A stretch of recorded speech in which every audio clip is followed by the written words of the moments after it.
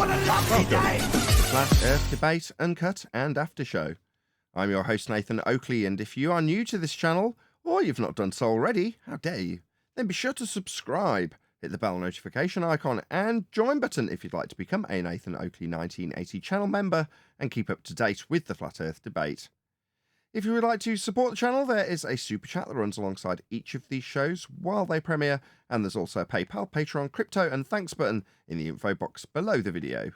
Speaking of Patrons, I'm going to do a quick shout out to all of you who do support me on Patreon, so a massive shout out, thanks and appreciation to Moon Harvest, Amish Earther, Naughty Thumbnails, Mitch Kennedy, Original D-Rose, Rod, The Name's Burley, Todd Wazzle, Jason Hornsby, Christoph Fournier, Flat Earth Travolta, JMals24, Unimento, M, Iron26, Endless, Flat Earth Sage, Golden McKinnon, Phoenix Rising 86, Retro Bill, More Books, Cannabear, Fibre Oats, Bogey, Michael Khan, John Kays, Patrick Gunnels, Banter, Mel B. Styles, Hairy Blade, Mobile Max 777, Rob W, Reese Pound, Del West Watson, Maria Nealands, Unbelievable Productions, Blue Ridge Ranger, Henrik86, Abraham Mohammed, Skeptic936, Life is Short, Texas Mike, Tina Baker, David Wayne Foster, and Dank.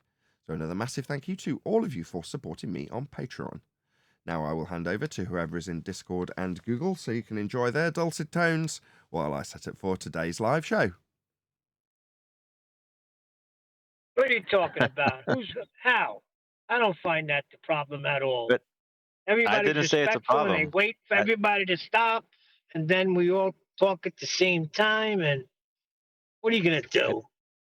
I think that's good because it shows Nathan's got like a really good show where people are keen to participate, right? So I'm not saying it's a bad thing.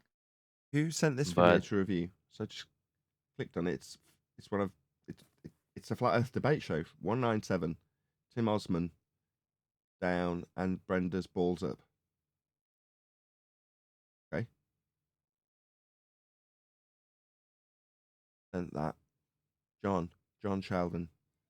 Okay. We'll find out when Jam gets here. Oh, he's already here. Let's just let him in. Hey, John. Hear me? Hey. Hey. Yes. What's the dealio with this then? We got to review that video. 21-minute mark. Oh yeah, it's got like old arguments in it that we used to hear, but don't hear so much now. Okay.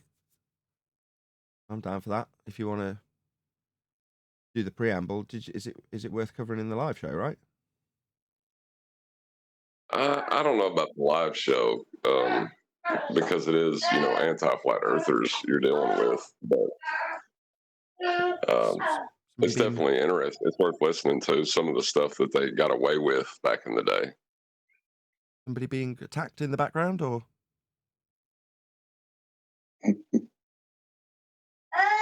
No, it's my littlest one. He's wanting a Pop-Tart.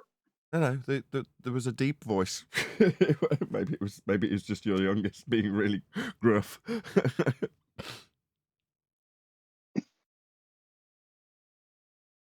Yeah, it had to be him. Nobody else is awake yet. Enough. How old's your youngest? 1.5. Oh, okay. That's pretty young. Yeah, I run the gambit from 17 to 1.5. God, I can think of nothing worse.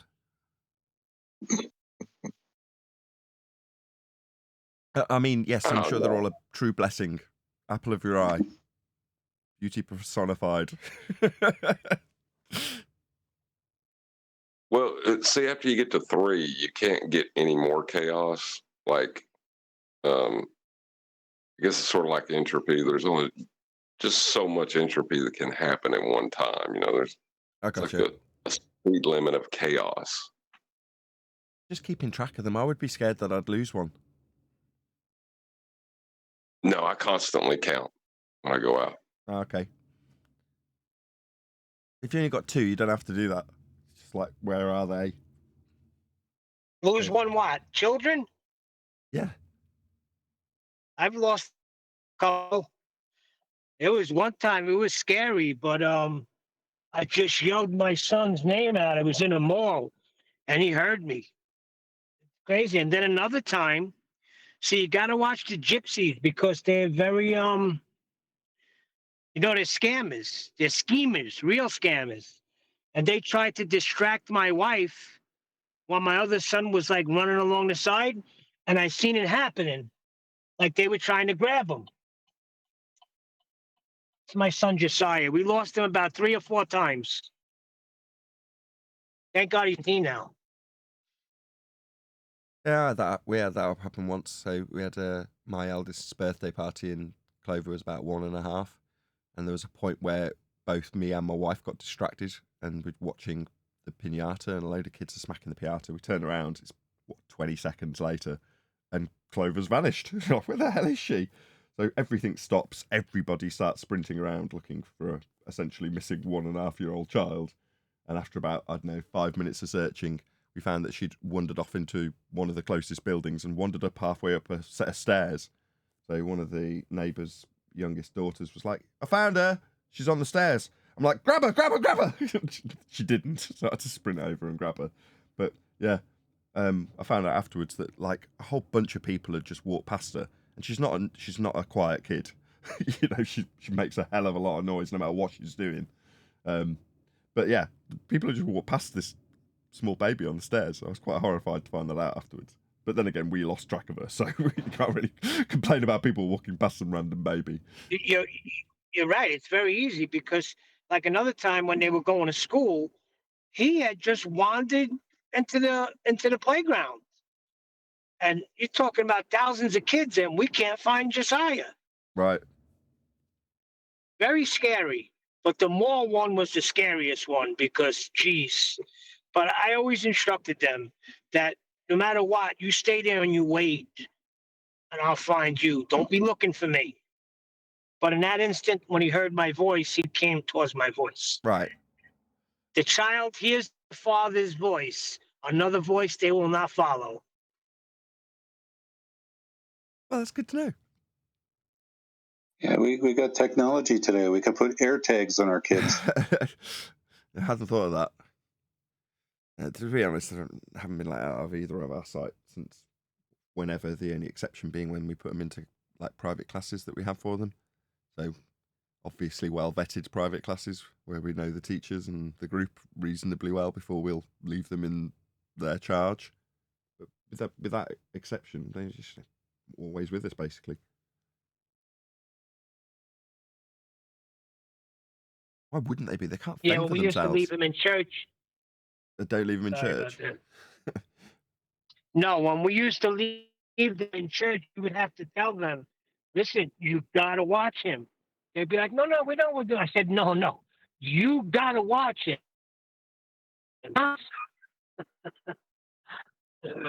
Funny.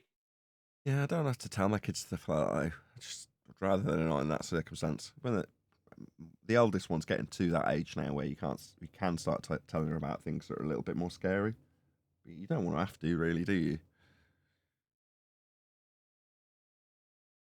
I lost the 1.5-year-old in the grocery store day before yesterday because the 3-year-old was like taking my attention away, and I had my head turned for maybe 10 seconds. Yep. But I run around the corner. I run around the corner, and he's climbed into someone else's shopping basket trying to get their food out of it. Yeah, they've got absolutely no sense of danger at that age.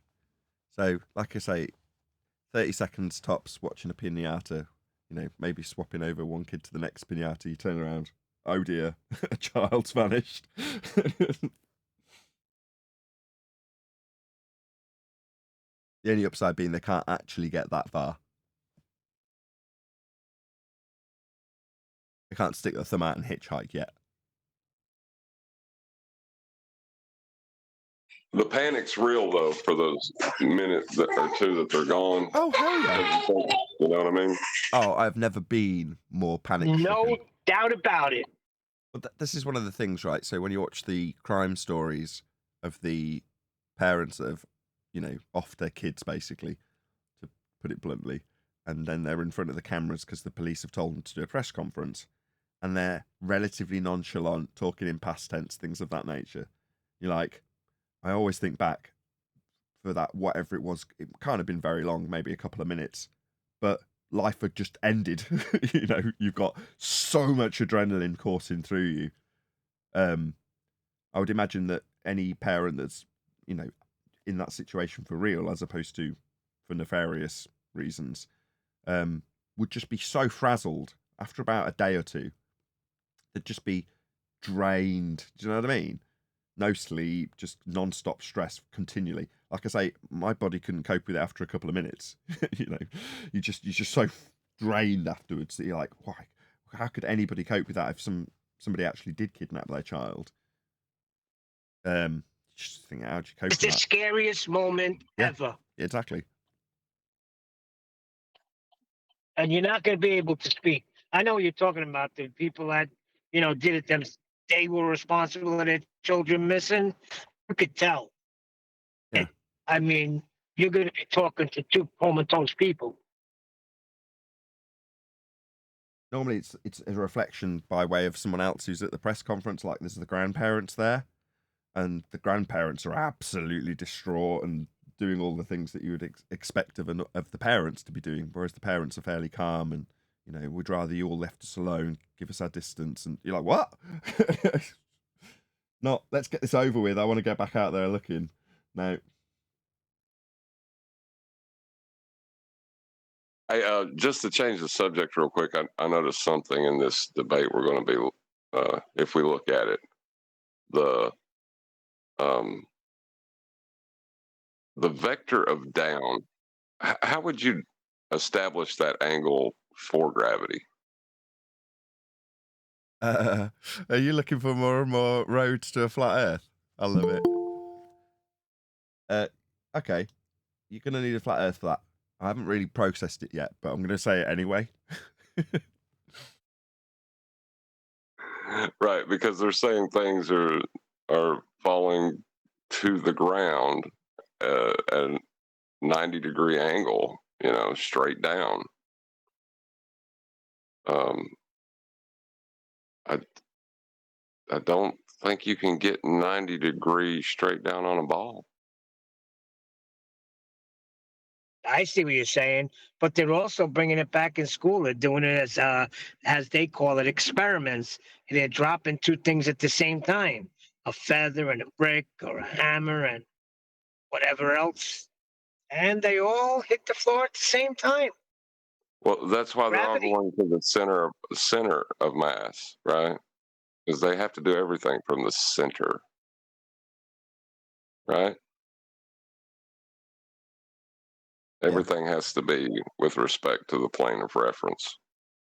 Perhaps that's how they do it with the maths. I don't know. But perhaps it is with respect to the centre of Earth, and the plane of reference would be 90 degrees to the centre of Earth on the, what would that be, equatorial plane?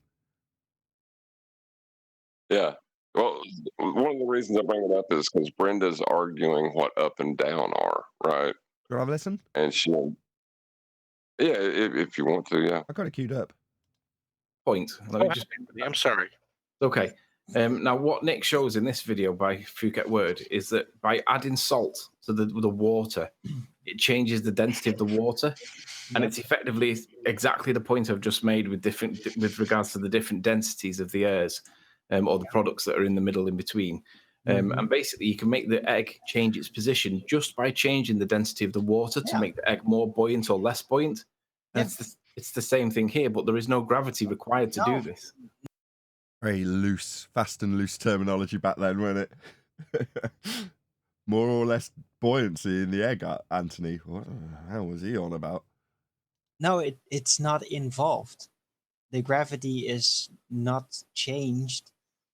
As I said, what gravity does is basically and it's not literally force, but basically cause the way it separates and the speed with So which when does it Brenda make an separates to appearance? increase or decrease.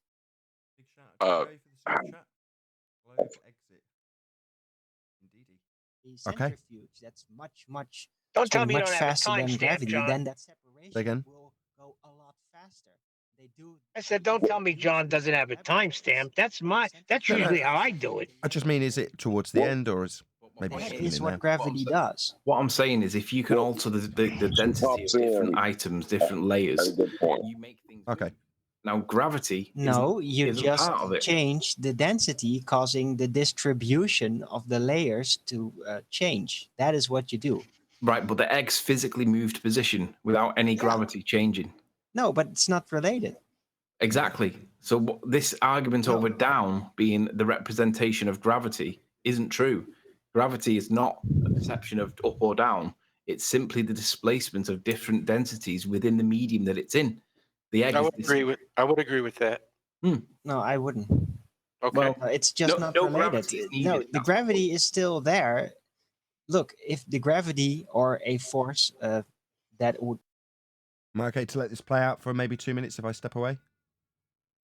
Yeah. Okay. I was. This Yeah, is let just it the play out. context. This is just the context for when Brenda steps in, and it'd be kind of odd just to hear her making claims without hearing why she did. Sure, but if I step away, just while I'm setting stuff up, I just don't want you to, by setting stuff, I mean getting a drink. I just don't want you to say, oh, stop. I'll just leave it playing for a couple of minutes. artificially Oh, yeah. create more gravity, like in a centrifuge, would be used in this setup, then the egg, whatever that is, would move a lot faster as you change the density of the layers by adding salt. That is maybe just but the problem we have is we can't vary the gravity to change to test. no. it. You can with a centrifuge. If you put this You're not setup in a varying the gravity, centrifuge, though, are then you? the I just explained this to you. Yeah, but you're then- not varying the gravity. What you're doing No, is but adding a new It force. is like gravity. It's basically the same effect. It's not saying that gravity is centrifuge, but it does seem to have the same type of properties as acceleration, which gravity basically comes down to. That's also part of the formula. It's like how fast do things accelerate in their fall in a normal air environment. Okay. It's if you have inertia and movement. But what if you're still? Once everything's perfectly organized, I'll start working on my thesis. Grammarly will ensure. Sorry? It's if you have inertia or movement in the centrifuge, like you said. Well, what if the object's still and at rest? Without any movement? You're breaking up a bit. I can't really make out what you're saying. Sorry, Billy. Just saying, what if the object is still and at rest and not in movement? Then the layers have settled to their natural divisions. Very interesting. Very deep topic, too, by the way. Yeah, but like the discussion yesterday, that reminded me. I also told this to Nathan before the hangout started. Reminded me of physics class, and yeah, I remembered that, and it is true. It's just that is what gravity does. Density, buoyancy, it uses the gravity as a baseline. Without gravity being there, and you can't really halt it. That's the problem. You can only aggravate it or put other gravity alike forces onto something and negate it here on Earth. But the gravity is still part of the workings of density and buoyancy. Theoretically, if it wasn't there, then the layers would not divide.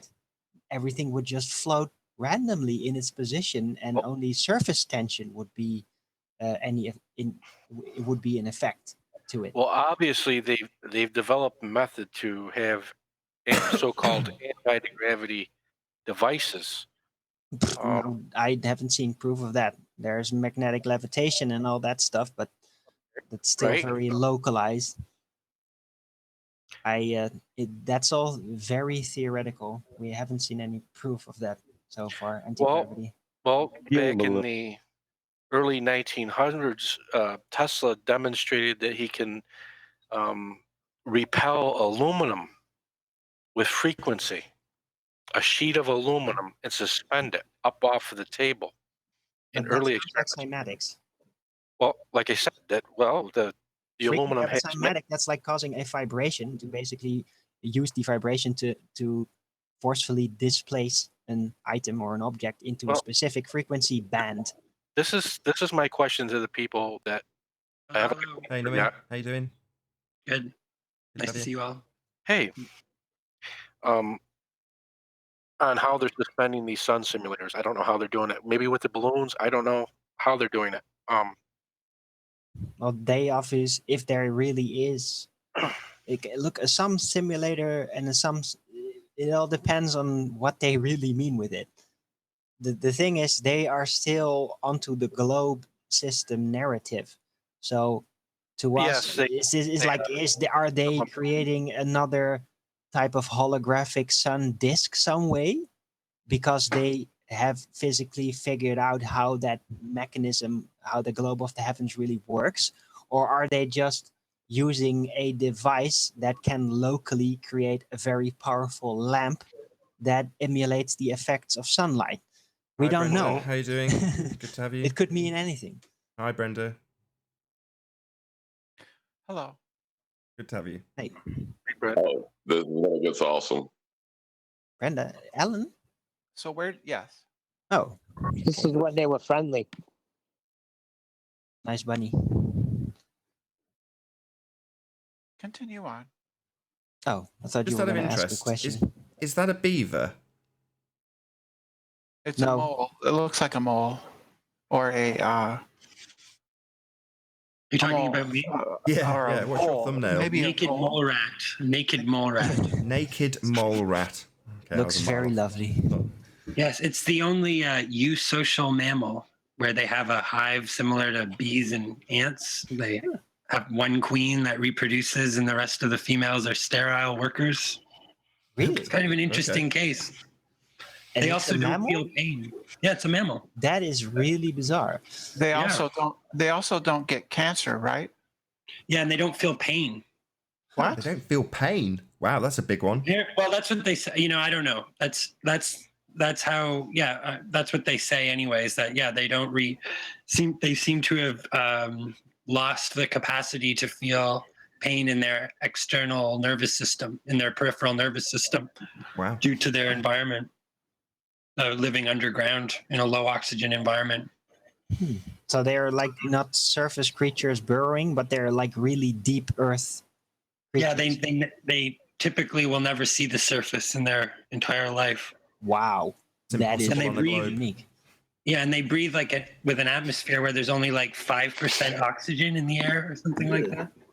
So they're Pretty- very how do you say Specialized.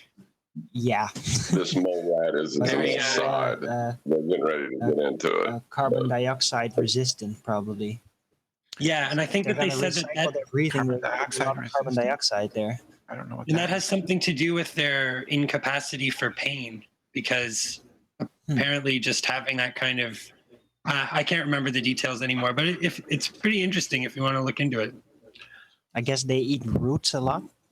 Then Yeah, they eat bugs. No, they don't eat bugs. They're rodents, so they're vegetarian. They eat the roots of certain like tubers, basically. Huh. Kind of like Fascinating. potato type roots that exist they exist in the African savanna, I think. well, that's a good way to stay out of the sun. Yeah, Interesting tactic. yeah, it's a very strange case. Very strange animal. Okay. So I don't know. I just So I let's was fascinated with it when I chose the picture, but it's kind of, I don't know, just something that interested me at some point in time, like many other things. Right. Sure. let's get back to the subject. Brandon, Gravity. you gonna ask something? Gravity. Yes. Up and down. Do you understand up and down yet? Yeah.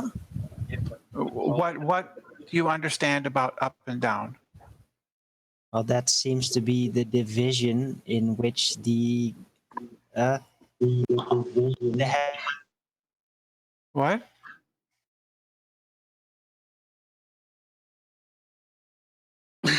No one has anything to say about up and downs.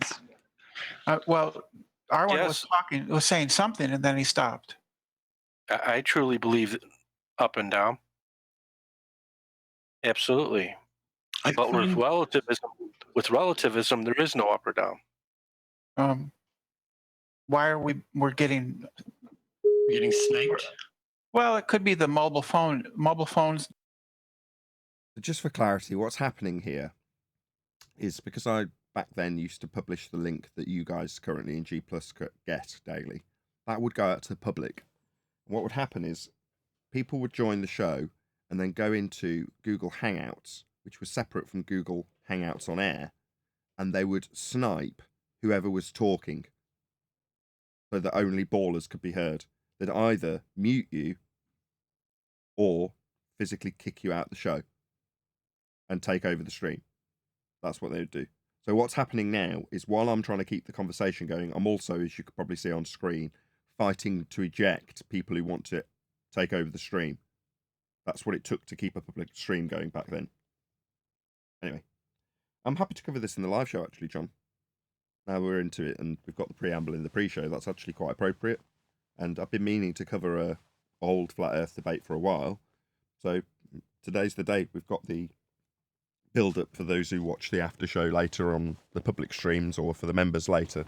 I think it's a good point to just stop now that we've got all of the hairless mole rats out of the way. Was Owen still in gravity, or was he just having a conversation with him? No. Owen was pro-gravity at the time, so Owen was not wow. It's just that's how things get thrashed out. You have to have somebody to take the positive position that's not a fundamentalist zealot, so that you can fight the pro position. Well, there's a reason Owen's good at what he does, and this is the beginnings of seeing what Baldwin, as we call him now, was back then. Now, was it to say that he's taking a devil's advocate stance in this moment? No, he wasn't. No. He's coming out of the paradigm, and when you hear plenty of other flat earthers, we fight against them fairly frequently at the moment, for whatever reason, who are talking about downward bias. Well, you can understand that feast of nonsense is going through Arwen's digestive system, and he's just regurgitating parts of the feast of nonsense hors d'oeuvre I've described a couple of days back. But he's picking out the globe aspects of it and parroting them back rather than the delicious olivey flat earth bit. You know what I mean? That's all that's happening. But that's how you come to. I felt privileged to listen to those conversations, Neil. I learned a lot. So, I've only heard Owen from one side, and I've only heard him act out Baldwin. I never heard him when he was pro baller. That's all I'm wowing. It's not pro baller. There's no way I could ever describe Arwen in the entire time I've ever known him as being anything other than a devout flat earther. That's not the case. It's just when you're educated in there being a downward bias, not appreciating that there simply isn't one, then you're gonna fight for that paradigm that you've been indoctrinated with, aren't you? Well, like I say, that's how you come to conclusions where things are right or aren't right, and you've got to kind of go through that process to get there. So, like I say, I felt very privileged to take part in those discussions, Neil. Just putting it on the record. Now we are joined by, let's see, Neil, Refracted Curvature, 10th Man, Righteous Force, and a whole bunch of people in Discord. So welcome, one and all. Let's get it on. Good morning. Good morning. Good to have you all. Please share the show, as I said in the intro. We're going to be covering an old flat earth debate today. So if you're a member, you can check this out after the recording ends and I publish it to members, which will be today, after the live stream ends, obviously. You can see the preamble or build up to this, which is a bit weird because we're kind of critiquing our own stuff from many years ago, which is fine. But a very early flat earth debate show. So it's Flat Earth Debate 197, I believe. And as I say, the sort of build up to the discussion that we're about to cover is in the pre-show. Now we're at the point where the flatties, that would be Arwen and Anthony, along with a little bit of, I've forgotten his name now, Nummy, I think he was called. They've all had their sort of pre-discussion, and now we've got the baller, which is Brenda, entering the fray, and we don't actually know what's going to happen next. My memory doesn't serve me for what happened yesterday, so I have the chance to me remembering how this conversation went pretty much zero. But nevertheless, this has been picked out by John, or refractive curvature, I should say. So do you want to give us a little preamble like Tenth would normally do, John, in terms of why you've picked this for us to cover today? Well, we've been talking about gravity a lot, and we have the Ethereum faction, the upward rising Earth, and then the ballers. This is how gravity gets worked into a conversation, and it's some of the tricks that are used to get it as a presupposition within the conversation. I thought it was a pretty good example of them. Okay. Well, may as well ask the housekeeping questions to sort of, I don't know, offer something in housekeeping that goes along with the subject matter. So, any scientific evidence of gravity?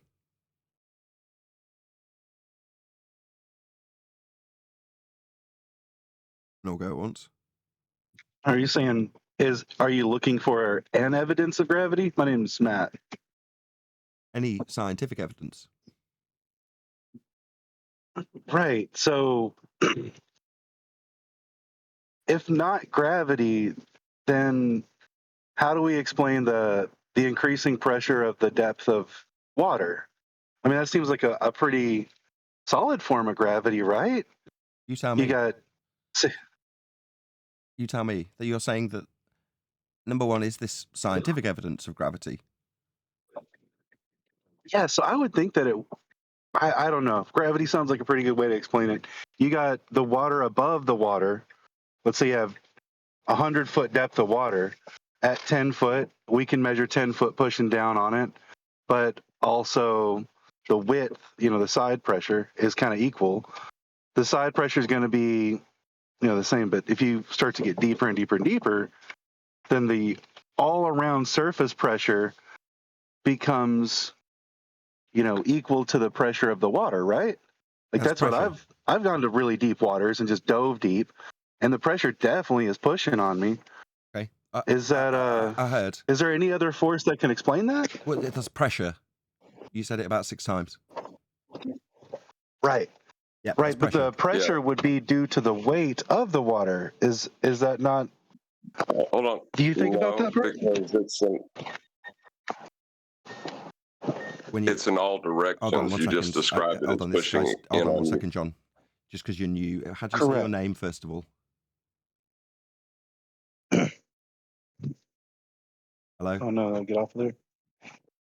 How do you say your name? Sorry, I'm having some phone clicky problems. All right, I should be able to talk. What's your name? My name is Matthew. Matthew, sorry, you did say. When someone's replying Yes, to you, sir. if you can just pop yourself on mute, just so we don't get audio feedback, that'd be wonderful. Just go ahead, John, refractive curvature. Okay. Thank you, Matthew. Right. You already stated that the pressure is pushing in from all directions. We've got 3 seconds into you responding, and immediately we've got audio feedback because he hasn't popped himself on mute yet. Can you pop yourself on mute so that we can actually hear the response to your water stuff? Thanks. Go ahead, refractive curvature, 3rd time's a charm. You already said that the pressure is pushing in all directions as you go down in the water. So it's not down.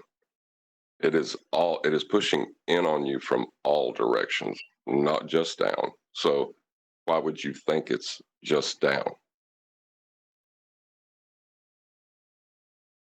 Oh yeah, okay. That's a good way to put it. So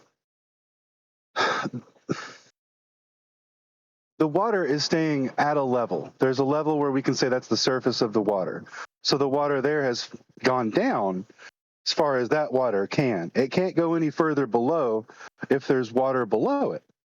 So that water that's below it should only have the force of the water that's above it acting on it. That is the part that's, literally blowing down. And because it's a fluid, you're definitely experiencing the pressure from all directions because of what I consider would be the weight of, the cubic feet of water that are above it. I don't know. We're just talking about gravity, so that's kind of where I started. No, with we're not. We're not. We're talking about pressure. Now. We're not. You just, at the end of your discussion about pressure and water and what it does, you've said, and now we're talking about gravity. No, we're not. At no point did you mention gravity in your description of the water pressure. It isn't gravity. But we're asking for scientific evidence thereof. I mean, obviously that isn't it. That's just a description of pressure that you've given. But is there any scientific evidence of gravity? Yes, sir. So I'm attributing the cause of the pressure to gravity. Yeah, I realise. So Yes, I realise, my friend. You Okay. appreciate that science deals with cause and effect. You appreciate that? Yes, sir. Yes. So what you are doing is arbitrarily ascribing gravity to this effect you're describing with water and its pressure. Yeah, with science, you don't arbitrarily ascribe effects with things like gravity, which doesn't exist. You establish cause and effect through experimentation. Hence me asking for scientific evidence. So when you just tell me about your arbitrarily ascribing gravity to the descriptions you gave, that's not scientific evidence, is it?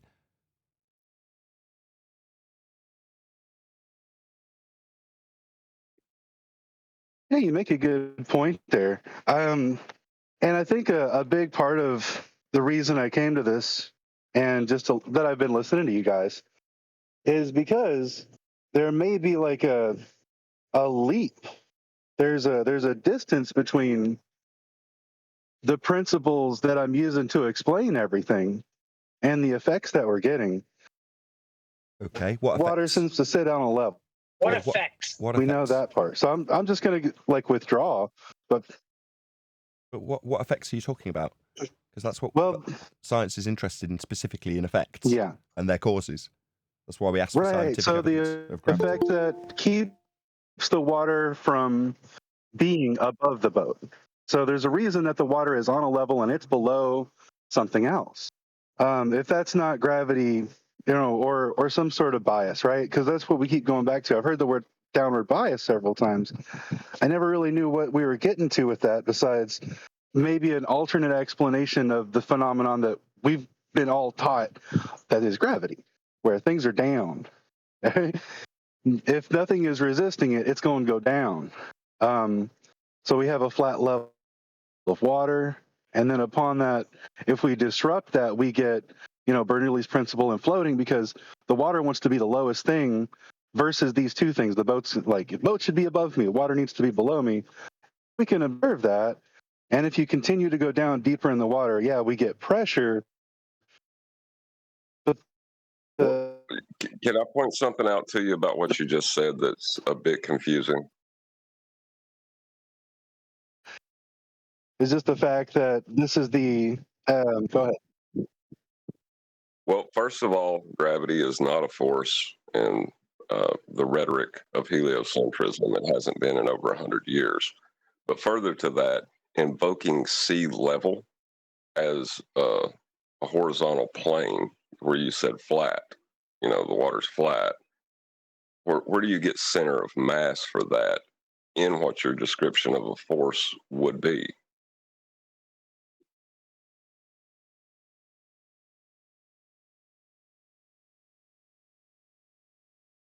Center of mass. This is the force. Maybe I'm not seeing exactly what you're saying there.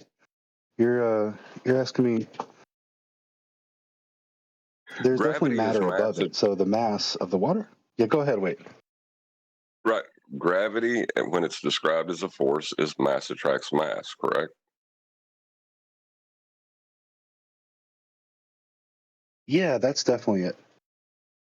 Okay, That's the so formula. the center of Right. one mass is drawn to the center of another mass, but you just described how the water is flat and level. Where do you get a center of mass to justify that statement? Oh. Okay. There is an answer. It's not rhetorical. No, I got that. That was just a different question that I was looking for, sir.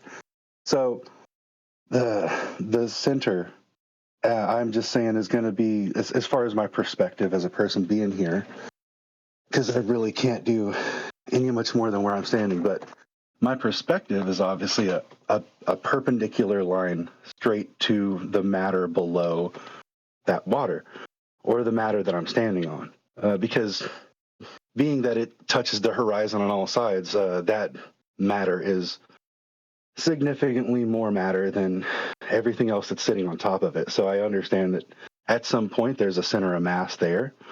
The concept of the perfect ball, and that if that perpendicular line was always perpendicular to the circumference line of that ball, then we would experience the same thing as if it was flat.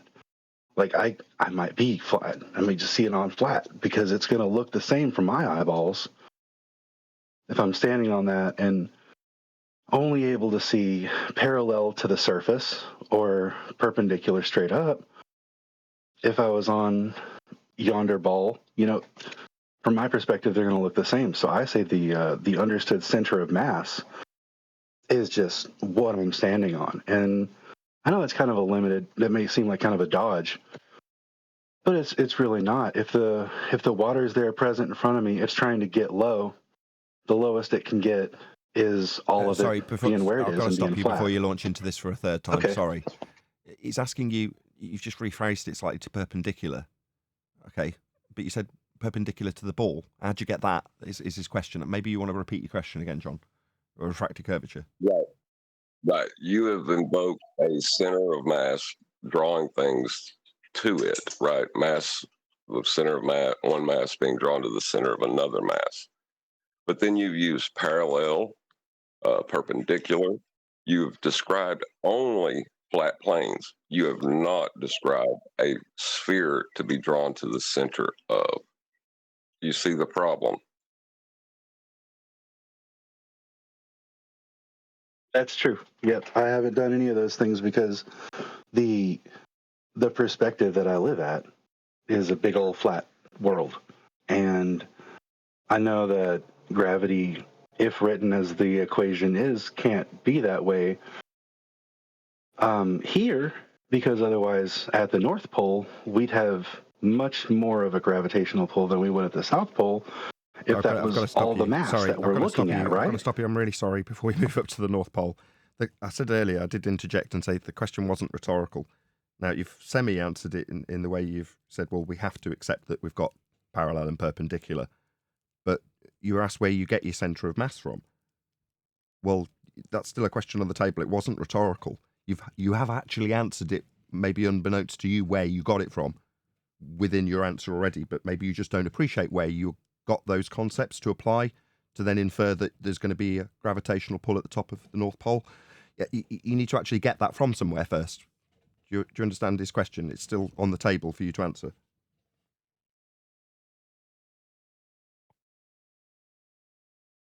Okay. Geez, I'm not trying to be dodgy. So let's say his question, your question, sir, directly was, where is the center of mass that's causing, let's say, the ocean to stay where it is? Is that the question? No. Given that you have described all of your descriptions of the Earth with perpendicular, parallel, flat plane, you have done that. Not me. You. Where are you getting a center of mass to have the center of mass drawing the center of mass? I can tell you if you need me to. It's an excellent question. I really want to steal John's thunder. I'm having to hold myself back from doing so no one else is going to be doing it either, Neil. Just let John hold the mic and ask his questions. Go ahead, Matthew. Did you hear the last question or do you need it repeating? Yeah, it was right there. And then you had a little bit of chatty, right? We're okay. Yeah, I'm presuming that there's more mass than I can really wrap a ruler around that is supposed to be right below me. And I really feel like the perspective of the place that I'm looking at and I've always been on seems pretty flat. But so that's the answer. That's it. That's the mass. Yes, that's it. That's it. Correct answer. Do you want to just affirm his answer, John? Refracted curvature. That's correct. That was the correct answer, same as the first time you gave it. Go ahead, John. Right. This idea is built from, I'm echoing a little bit, sorry. The idea is built from the equatorial plane, right? So there is no center of mass. It is only a concept. So you built a force on a concept of a flat plane. And that's the problem. You don't have a center of mass. There's no such animal within this description. So when you describe it as a force, of mass attracting mass, you're no longer talking about reality.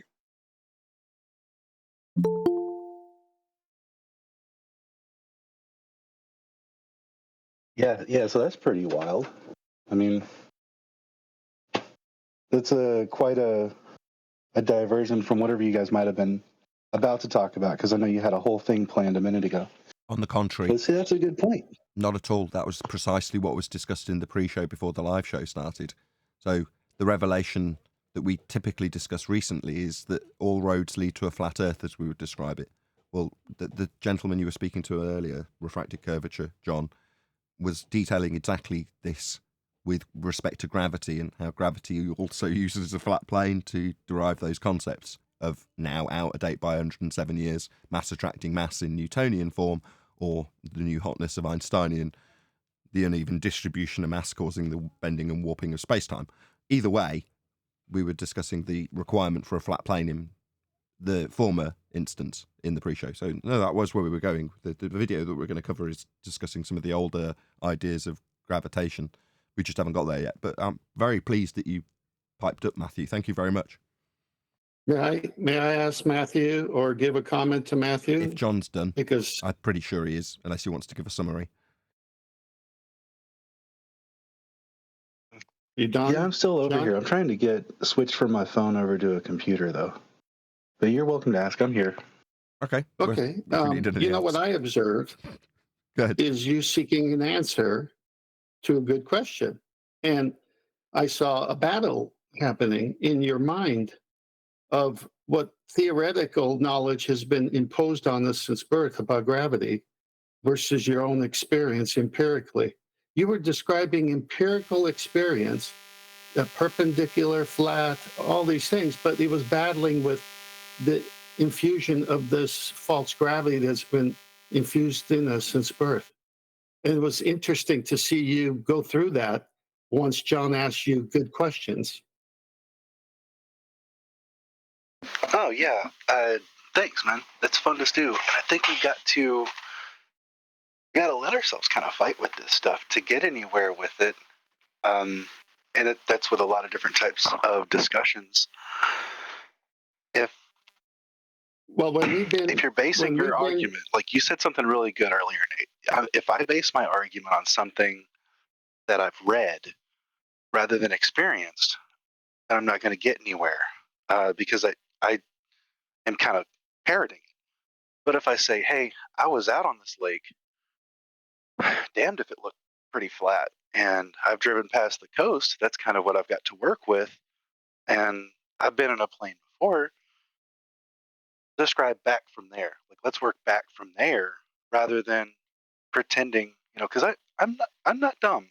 Definitely know all these physics equations, and they're observable to a point where you can get down with some experiments. But I agree that the whole problem with this gravitational field, or however they're trying to describe it now, because I think when I was a kid, we've still read that it was a field that permeates all things, all ways, as long as it's consistent of matter. That's kind of what I've seen so far, right? That's what they've. But Tim, did you just say that they've changed the definition of it? Yeah, about 107 years ago. Lord of mercy. Okay. Well, What level? Thanks for having me. Without being rude, what level were you educated to? Oh, I got 2 senior years of high school, and then I got 2 years of computer programmer and another 2 years of community college. Was the community college scientific in nature? No, I was trying to be a tutor all right. for That's all I the need to degree know. I just got. Okay, so as far as you are concerned, gravity is a force, correct?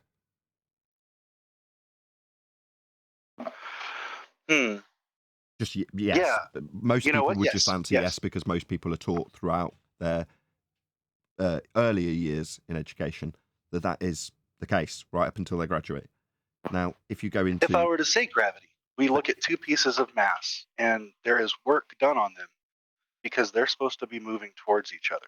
Is that so? The lock of centripetal work in an orbit is a loss, right? Yes, a yes would have sufficed. You are under the impression that mass attracts mass and that it is a force of mass attracting mass, yes. A yes would have sufficed. Yes, sir. Yes. 107 years ago, that was overturned, superseded, replaced, whatever word you want to use, by Einstein. Now, gravity, to quote George Musa, Scientific American editor, gravity is not a force.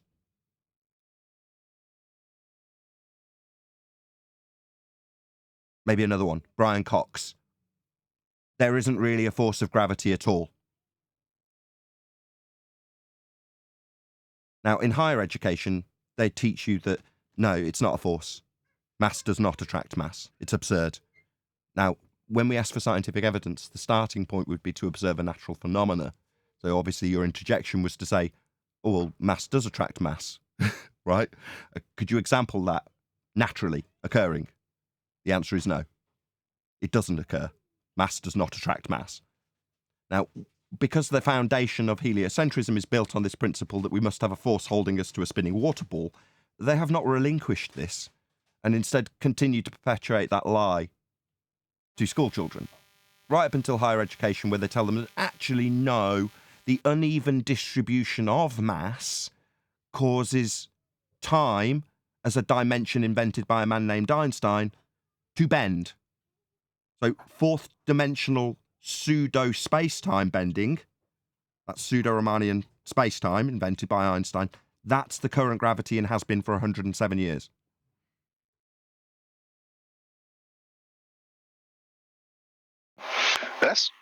Yeah, I'm trying to look up these people's names while you're talking. That's some dynamite. Jeez. Not really. It's been the case for 107 years. They just lie to children. Ever since it's been the case, they haven't altered the education system.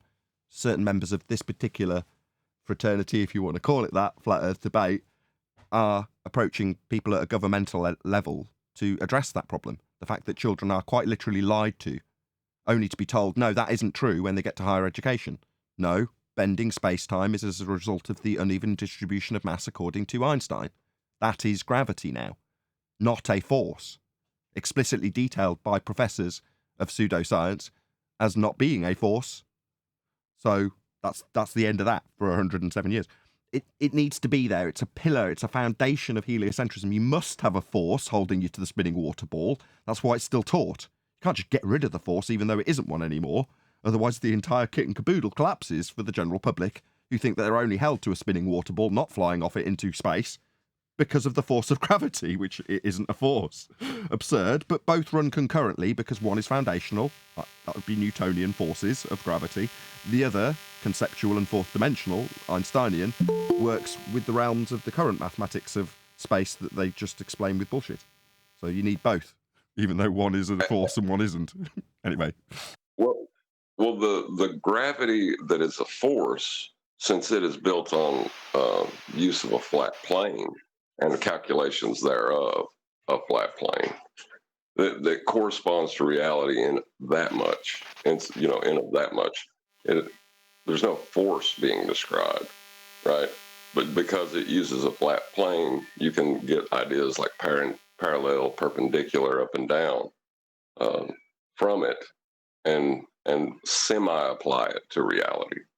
So it's part of the way we've been tricked. And once you're completely in the paradigm of the Earth flying around the sun and the sun flying around in the galaxy, then you can be introduced to Einsteinian mechanics because you're already there. May I offer Matthew a contrasting story that will show him exactly what's been going on once you're done? I don't see why not. Can you mute, please, Matthew? Just causing some... Sounds like we got time for it. Yeah, indeed. All right. So when you look at the horizon, Matthew, I need you to work with me back and forth here, so be ready to answer. When you look at the horizon and the clouds seem to be touching the surface of the sea, do you actually think they are, or do you think that's an issue of perspective? Oh, I would say that's an issue of perspective. Yep. Right, great. So let's go back a few centuries when everyone knew the Earth was flat and they would not wander off the coast because they needed land in sight because they thought if they went too far, they could fall off over the edge, supposedly, as they tell us. Whether true or not, let's just go with it. All right. So then when ships and navigators would go and they wouldn't fall off because of a thought placed in their head that we're a globe, that's where that whole thing began. It's like, well, if we go that far, we're going to fall off, so let's not go that far. But then when someone did go that far and they didn't fall off, the thought that was planted in their head is that they're on a circle or a globe and they're not going to fall off. And then, of course, gravity had to be invented and everything else. In reality, it's over a plane and everything shrinks the further it goes out and it seems to touch. But since you've answered correctly, the telephone poles do not get shorter in the distance, nor the clouds touch the sea. As you go to it, they get higher in the sky, like Polaris. If you're going towards Polaris, it's going to get higher and higher in the sky. If you're going away from Polaris, it's going to get lower and lower to the horizon. That all takes a flat plane. It's obvious. But because they want to make everyone think they live on a globe, this thought was planted in their head. So the contrast is the thought of gravity, now to your question, was planted into your head. But the way you described it was described on a flat earth with a flat plane, perpendicular. You see how the trick is done? Yeah, I see what you mean there. So there's 2 points. You got gatekeeping, which has been a trait of kings for as long as they've been there. Like trying to keep something secret for themselves, because if they don't know where the spices come from, I still run the game. And the second point, that we do have an observable, what is it, 9.2 like meters per second squared? I remember that from school, something like that. So we have that velocity, but that's great. I appreciate that part. Can I skip to something else though and say, how do they Well, before you do, Okay. Before I let you go. Well, before you carry on, can you please? If you got something to complete this. Please, can you pop yourself on mute when someone's talking to you, because you've got a horrendous buzzing sound that's making its way through, Matthew. Thanks. All right, I've got a mute button, and I'm keeping myself mute anytime I'm not talking. Sorry in Discord. Can you pop yourself in mute on Discord, because it's whatever you're doing is causing a huge buzzing sound to come through for everyone else in Discord when you're not talking. Thank you very much. Go ahead, Tent. Yeah, see, now you brought 9.8 meters squared. Okay, see, again, another thing that's we observe empirically, things fall that heavier than the medium it's in, obviously, but things go up too. So there's just no force because things go up, avoiding this force, like clouds and steam and helium balloons. So the whole point is when they put your mind and they own it, thoughts in your mind, and you start thinking within that system, then that's where the trick is done. Whereas when you just say empirically what I experience, what am I experiencing? Water finds its level at rest. It always has, it always will. We use it for leveling, spirit level, all this, to bubble. We use it in the bubble sextant to create horizontal. So if it works in the bubble sextant to create horizontal, what's a body of water at rest going to create? Curved surface? No, horizontal, the same thing. It's you just have to think and say, why are they programming me to take what I experience empirically through life by observation and make it seem like I live on something that contrasts it and can't work with it? And you have to realize it's a big lie. You see where I'm going with this?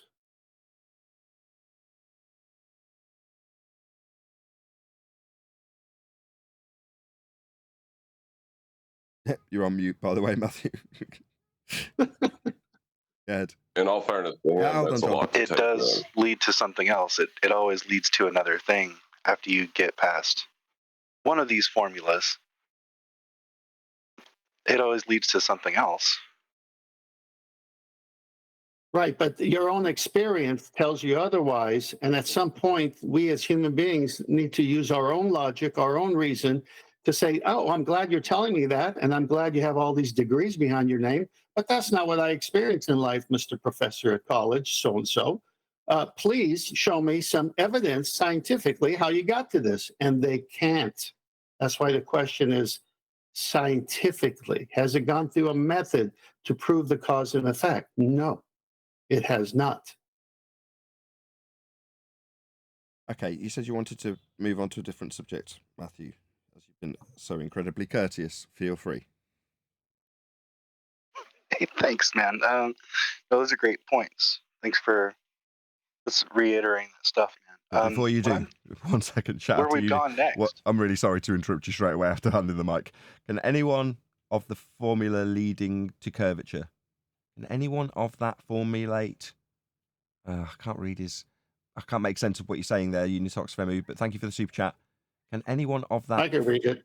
Formulas leading to curvature? I don't really understand that. I'm sorry. We'll come back to that. Go ahead, Matthew. I'm sorry to cut you off. Thank you for the super chat, Sasha. Oh, I got you. Yeah, you got to acknowledge those. Those guys are trying. So the thing that I was trying to go from into as a new thing, because we just hit me with this gravity thing. So thereby, how are they? I can get here on Earth. We can get by it, 8 meters per second, whatever. Maybe we can just not think about it. But how are they explaining orbit with the lack of that constant penetrable force? Good question. I had John piping up. Go ahead, John. When you talk about orbits, you'll need an apogee and a perigee to describe them. Do you know what those are? Those are new words to me, but I guess they'd be like the center and the radius of something. Well, they're the angle to a celestial object, right? And okay. if you're going to use an angle to a celestial object, you'll need a plane of reference. Plane of reference. Does that sound like standing on a curve or a plane of reference? Well, that's definitely a plane, sir. I mean, all the good math had to start from something reliable. So everything's a plane, right? Right. So the concept of orbits is a calculation derived from flat Earth angle measurements. That's a problem.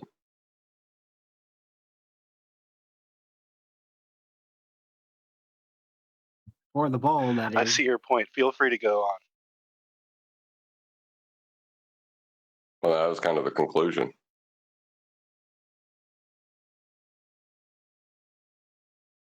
All of it, everything that we're dealing with was all designed starting out with the preface of the actual measuring data, whatever they have, and that's all based off flat planes. So the geometry starts with a flat plane.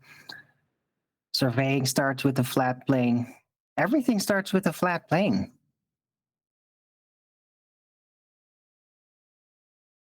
Even the curvature calculator uses a flat plane differential to give you the concept of curvature. To tell you how curved it should be. Curvature calculator tells you how curved the flat plane should be. Keyword should. Okay.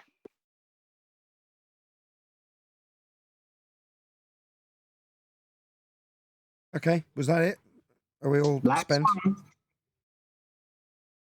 Well, we got to say our famous saying: all roads lead to flat Earth. All roads, whether it's celestial navigation or whatever, it all leads to flat Earth. If it's Andrew Thomas Young saying all his refraction studies were from a plane, that means he never took it from a curved surface or a globe. He's admitting it. Right. And this gentleman, Matthew, has just taken on a bunch of information and has had several questions put to him. I don't think it would be fair to start rapid firing questions at him. He's got a lot to take on board. I don't have an issue with that. What is your position No, I anyway, agree. Matthew? You've been very cordial, which makes me think you're not a fundamentalist religious zealot ball believer, but you never know. I was just gonna say, Sorry. he's been the most polite guy I ever heard from the ball side. Hey guys, thanks, Brad. I just had to pop off and come back because some kind of browser thing, but I heard everything. What's So, your position? Thanks. Try to be polite. What is your position? Just out of interest. Yes, sir. So, position, I really feel like it's flat. We're coming from a flat situation, but my biggest problem isn't what I'm observing because it's never contradicted what I needed to hear with the way they phrased everything. Really clever guys put this together, so everything would match up whenever you went to check, like we're talking about gravity, right? But I have just seen too many holes in the people that do the space. Anybody that's doing space, they're not shooting straight. It's too much funds. They're not producing anything. There's no accountability, and then of course the fraudulent videos got me started on things. And for many years, that was enough for me to just say, I'm not going to trust them. I don't need what they've got. It's not going to change my perspective, and it's not like I'm going to really use anything that they're offering. But it did always bother me that people would come to, my restaurant and have like a NASA shirt. I'd be like, you know what those guys are doing? Do you believe any of their bullshit? Honestly, do you do that at all? And that's where I came from, the whole direction. So I feel like people that have been receiving pats on the back to get up to the point of Neil deGrasse Tyson, and anybody that's been patted on the back in that situation, especially being a nerd, whenever you finally get something right and there's something that you do well, there's a strong feeling to protect that and to further this research and stand on the shoulders of giants. But as soon as we start poking holes in things, I think it's really hard for people to take a step back. So that's why I came on this thing, because I feel like I'm just missing the nuts and bolts that you guys are mentioning, because I don't have time to go and research what they said about gravity 107 years ago. That is absolutely jacked up. But on my perspective of things, though, they're changing education in Texas by making it 4-day weeks for the kids and all kinds of bullshit. So this is fundamentally stuff that I need to know, and I don't think it's. The worst part about this is I don't know how this is going to carry on to a public discussion, because ethics, we can say the ethics of the college is not true anymore. Dylan Thomas was great, but his philosophy was flawed. We're not teaching ethics and believing ethics that's coming out of there. We're just passing the test and getting people jobs. But when it comes to physics, people really stop thinking and they say, like, oh my God, this guy is contradicting mechanics and like gravity. So obviously he's not trying at all. But what I see, this guy's trying very hard. So that's the position I'm at. Still didn't get your Right. position. Remember, What? So you're a glober that just doesn't quite accept that it's flat yet? Is that what you're saying? I believe my I believe my elders a lot more than I believe myself, and all the pilots and the people that have been places in the world that I talk to, they've told me, like, look, man, when they teach you how to be a pilot, the book says it's flat. If you call up anybody right now that's going to be shooting a mortar, they say it's flat. They don't have time for the rest of it. And if you're going to be sending a missile across, well, how are you going to hit it if your mapping is flat? And so meeting with those people and talking to those guys, just having like, and then the airline stuff. The airline stuff is blowing me away. Just as somebody stopping to think about this. So yeah, I'm definitely on the flat side. I've been on the flat side probably since I was about 27 when I was taking chemistry in college. But that didn't have anything to do with where I was. It was really just I believed what I believed at the point, and I looked at it and it looked that way. So whenever I looked up at the sky, that's just what I saw. And the ball stuff just didn't make sense. I looked right at this guy and I was like, "This doesn't look like what they're advertising it as." But I don't have any observation to tell me it's completely flat. I just am not believing it. And I know that's not a great argument to say, in this position. You don't want somebody that's just riding on beliefs. And that's the thing. I can't say that I can make up my mind about it. The math that we're getting into right now and the history of the science where people change the stuff is fascinating. But I'm going to have to sit down and do all that. Go ahead. I just want to point out to you, I never asserted it was flat. Only you did that. And I pointed out why you say it's flat. I've not made a positive claim. I've only taken what you've said and explained to you why That's it totally must right. be that way. Right. I come into this basically feeling like that's the structure that we're living with. And some of that is biblical belief because they've just, in the Bible, told us they're jacking with you, is all they're really telling us. You can't believe the Pharaoh. You can't believe a lot of things. And these guys right now, it's aliens and space race and all of this stuff that they're trying to throw at us. But right. there's But what no I'm saying, other though, culture, is you know?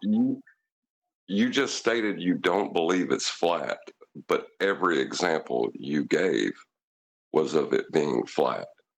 Do you see the contradiction? Oh, okay, yeah. So my problem is I just don't want to be stuck in a place of nothing but belief. So I'd like to have more facts on it. And right now I'm just in that place.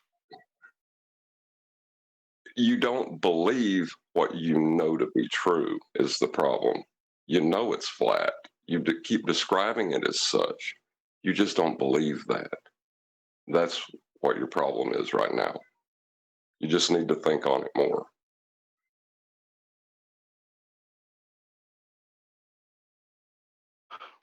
Okay, great.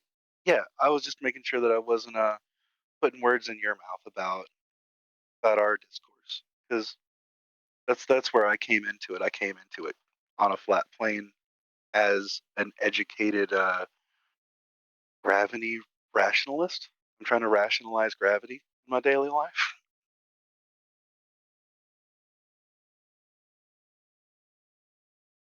But right, you're trying to rationalize this concept that was derived from a flat plane.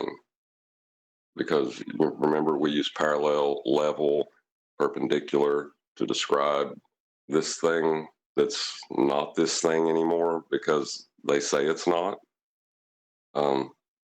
But you know it's flat. You experience that all the time, but you just don't believe it. You are in what we call cognitive dissonance, and I think you can work through it. You just have to sit down and really think, what do you know?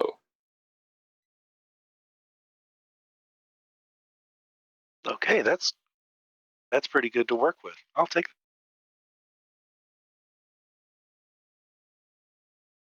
I'm still a bit confused. I thought you said you've been flat since you were 20. But maybe I just misheard. Yeah. So I've kept it pretty far outside of frontal lobes, to be honest with you. I went through a lot of physics. I went through a lot of astronomy when I was a kid. It just got to a point in my about 25 or so when I was in college. I was like, you know what? All of these astronomy people seem to be just on something else. They are not using regular physics anymore. Everything is whippy wompy space time. And from my observations, as Tim was saying, I feel like it's flat. And I live there and I talk to pilots and I talk to people that used to work.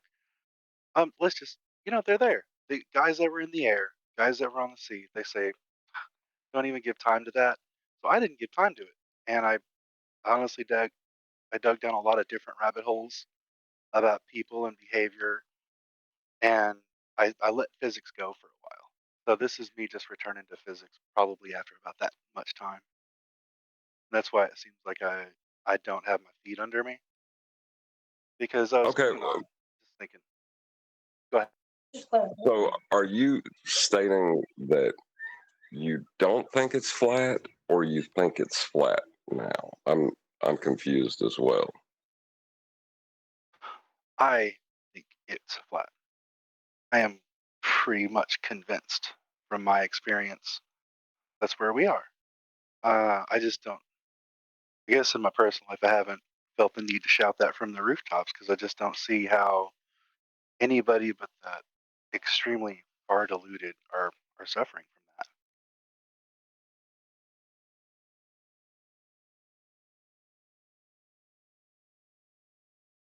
that. Alrighty then. Thank you for coming. well, This no, was well- a great dialogue back and forth. The only thing I wanted to end with was, the fact about the scientific evidence to gravity. Obviously, that was the opener here. The thing I'll leave you with is, do you now appreciate that there is no scientific evidence of gravity? Oh, I don't think appreciate is the right word for it. I'm a little bit upset about that. So I'm gonna dig around for it, and it's gonna take a whole paradigm shift for me to get around the water holding itself down and see where I go with that. But I'm glad to be where I am instead of where I was this morning.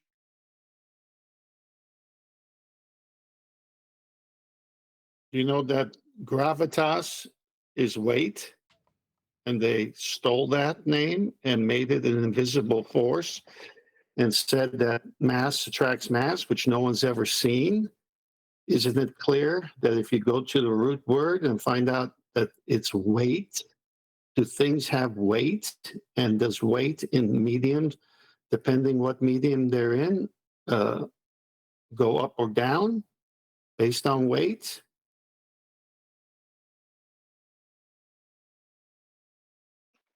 Okay, yeah, I guess the language is there, but that's another good point. You always see the word play. My thing with this though is that I don't think I ever really, was a strong believer towards, gravity. I don't think that's the point. It was just like, hey, we've got this issue going on. Let's try to explain it.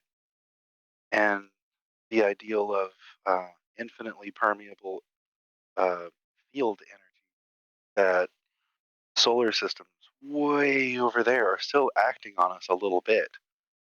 Just it seems so far fetched. I thought most people just said, okay, well, let's focus on engines and what's important, and we'll get to that stuff when it really becomes important. So we use the same gravity equations, in aeronautics, but against mostly fluid pressure. So we're in a pressure system more than just free form, nothing but gravity. So I just didn't even use my brain for it for a long time. And the more I try to get into it, and like when I was researching to get into the Navy, that made sense. But whenever I look at just a lot of other examples of math on just the book level, like the college people textbook level, I was like, you guys are not going to have fun as engineers. So it's become almost two different ways of thinking. And now to just even think that the highest people up there have written down, no thanks, gravity. We need a different formula. Completely wrecks what I'm dealing with. How to. That's a totally different category. Matthew, if you realize in your research that they've created this whole heliocentric paradigm and it only exists in mathematics, but not in reality, would that make it easier for you? I think an equation is an attempt for us to get to, through a phenomenon and into a solution, like a prism or something. I'm fine with just, being where I am. But the idea is they keep telling a lot of people about space travel. They keep making a huge deal about it and allocating all these funds. And the people that I meet in the world are really often saying, like, hey, I'm so for space travel, screw this place. And they want to donate as much energy and life as they can to it. And it's all just farce. I feel like the programs have been farce from the in with, and that's just such a huge allocation of people energy that getting in front of that and needing this information to get in front of that to stop those people from wasting so much energy, that's what's really going to make a difference. Why do you think that's your burden to carry when you've already asserted the Bible? So I'm assuming you know the words of Jesus. This world is not my kingdom. My kingdom is from another place. And he said to the Father, I'm praying that you keep them in the world, but keep them safe from the world's evils. I'm going away when he left. But he told the disciples that they were going to stay in the world and that the world was full of lies and evil. So you're experiencing the same thing, that the world's full of lies, and you have truth because you've already said you believe in the Bible. So it's all going to play out the way it's going to play out. And you know why they're pushing aliens in outer space, because they don't want to give credit to creation to a creator. That's correct. Okay, thanks. Yeah. Ezekiel 3:18. If you don't warn the wicked person, if you do warn the wicked person, they don't turn from their wickedness and evil ways, they'll die for their sin, but you will have saved yourself.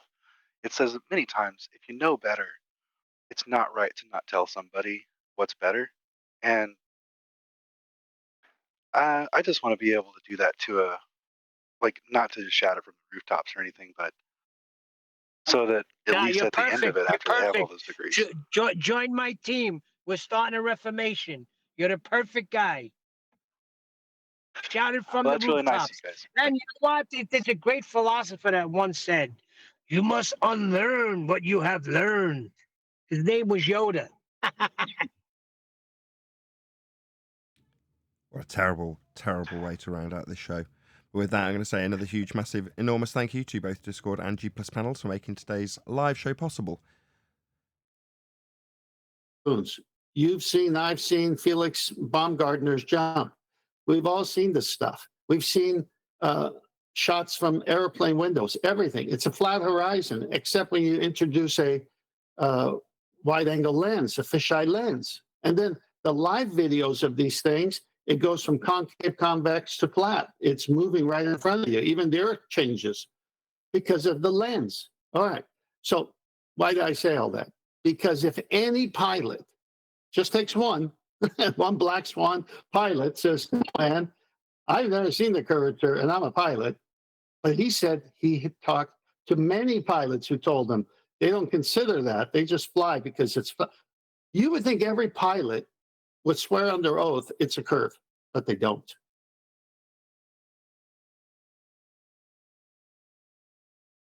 You know why? Because we've been up in airplanes as high as 40,000 feet or more, and we've never seen it, so they can't. They see what we see. Right, but I've talked to several pilots as well who would also tell you that Earth is a sphere too, letting that That's my cognitive point. dissonance play out. That's my point. My point is you're going to have some saying that because they're on the globe side and there's your cog this, but you got other pilots who are responsible for 300, 400 people saying the other. I'm saying they all should have one story. Look, if I ever went on the plane and I saw curvature of the earth, I would not be afraid to tell you. Nathan, you were on many planes. You would go to the back window to have a better view because it was a little larger. And you said, well, maybe I'm not high enough. We all tried this. Indeed. Yeah, frankly, I've always thought that I would get old enough and wealthy enough to build my own Zeppelin. I thought that would just be a neat way to do it, and then maybe I could fly a drone from the Zeppelin. But I don't know.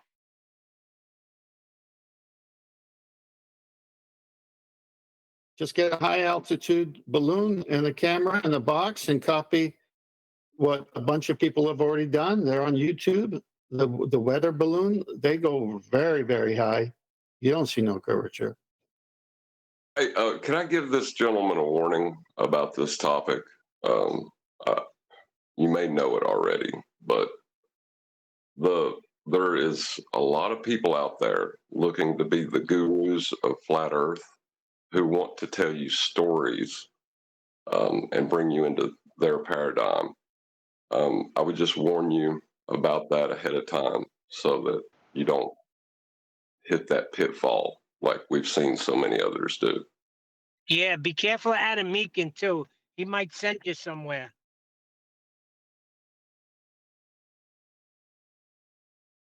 Adam's not. Okay. That's messed up.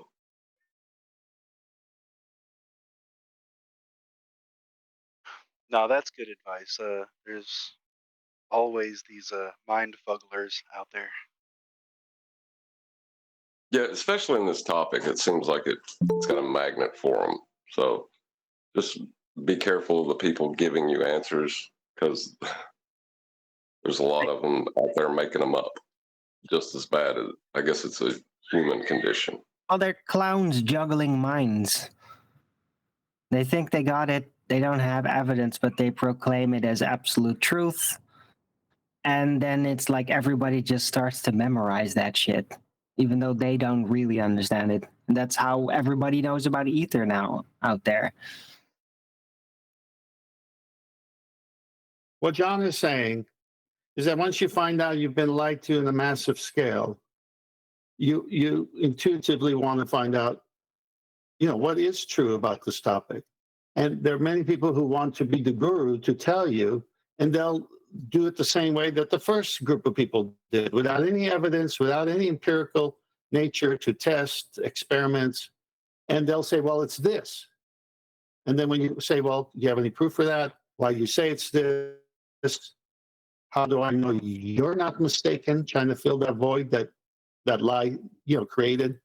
And so, yeah, just walk and tread carefully and make sure you double, triple, quadruple check everything. Never we bad call advice, it the feast we call it the Feast of Nonsense, and I don't specifically want to mention anyone by name. But there's a lot of people out there. Stay away from Wixit. Stay away from Ball Busters. Stay here. You're in good hands. Ball Busters? How dare you, Neil? Did I say Ball Busters?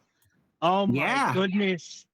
Now it's your turn, Neil. Globe Busters.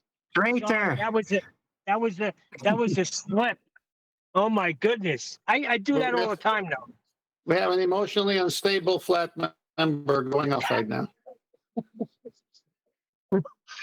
Oh boy, I can't believe I do that all the time. This is terrible. Stay plugged into Ball Busters. Stay away from Globe Busters. Listen, you're on your own journey. Just stay right here for real truth, because this is where it's coming from.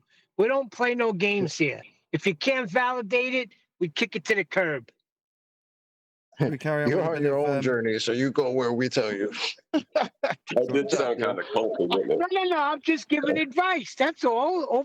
Well, you're not going to tell me the truth is pumping out of here, Chocolate? Come on, man. You've been here longer than... Okay. Can you stop blowing smoke up each other's ass for a second? Right. We're going to cover the end of this video that we started in the pre-show, which was Flat Earth Debate 197. So it's way back when. Anyway, I'm going to play it out for a couple of minutes while I press a few buttons and things. So keep your interjections to the end. You're going to get at least a couple of minutes just so we've got the full context. Drop. Mobile phones will drop a connection too. So I don't know. No, he got sniped. Yeah, that guy would.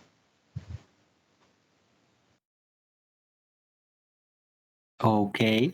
Hey, I just heard him though. If I up and down. Did you get to hear my explanation, or was it cut off? Jamie Dreary sniped. Yeah, he's a known troll. Wow, this is old. Okay, so up and down. Arwen, are you there? Yeah, I'm here. You're Can you hear not me? showing. Okay, but Showing up. Okay, whatever. Go ahead, Arwen. I'm sorry.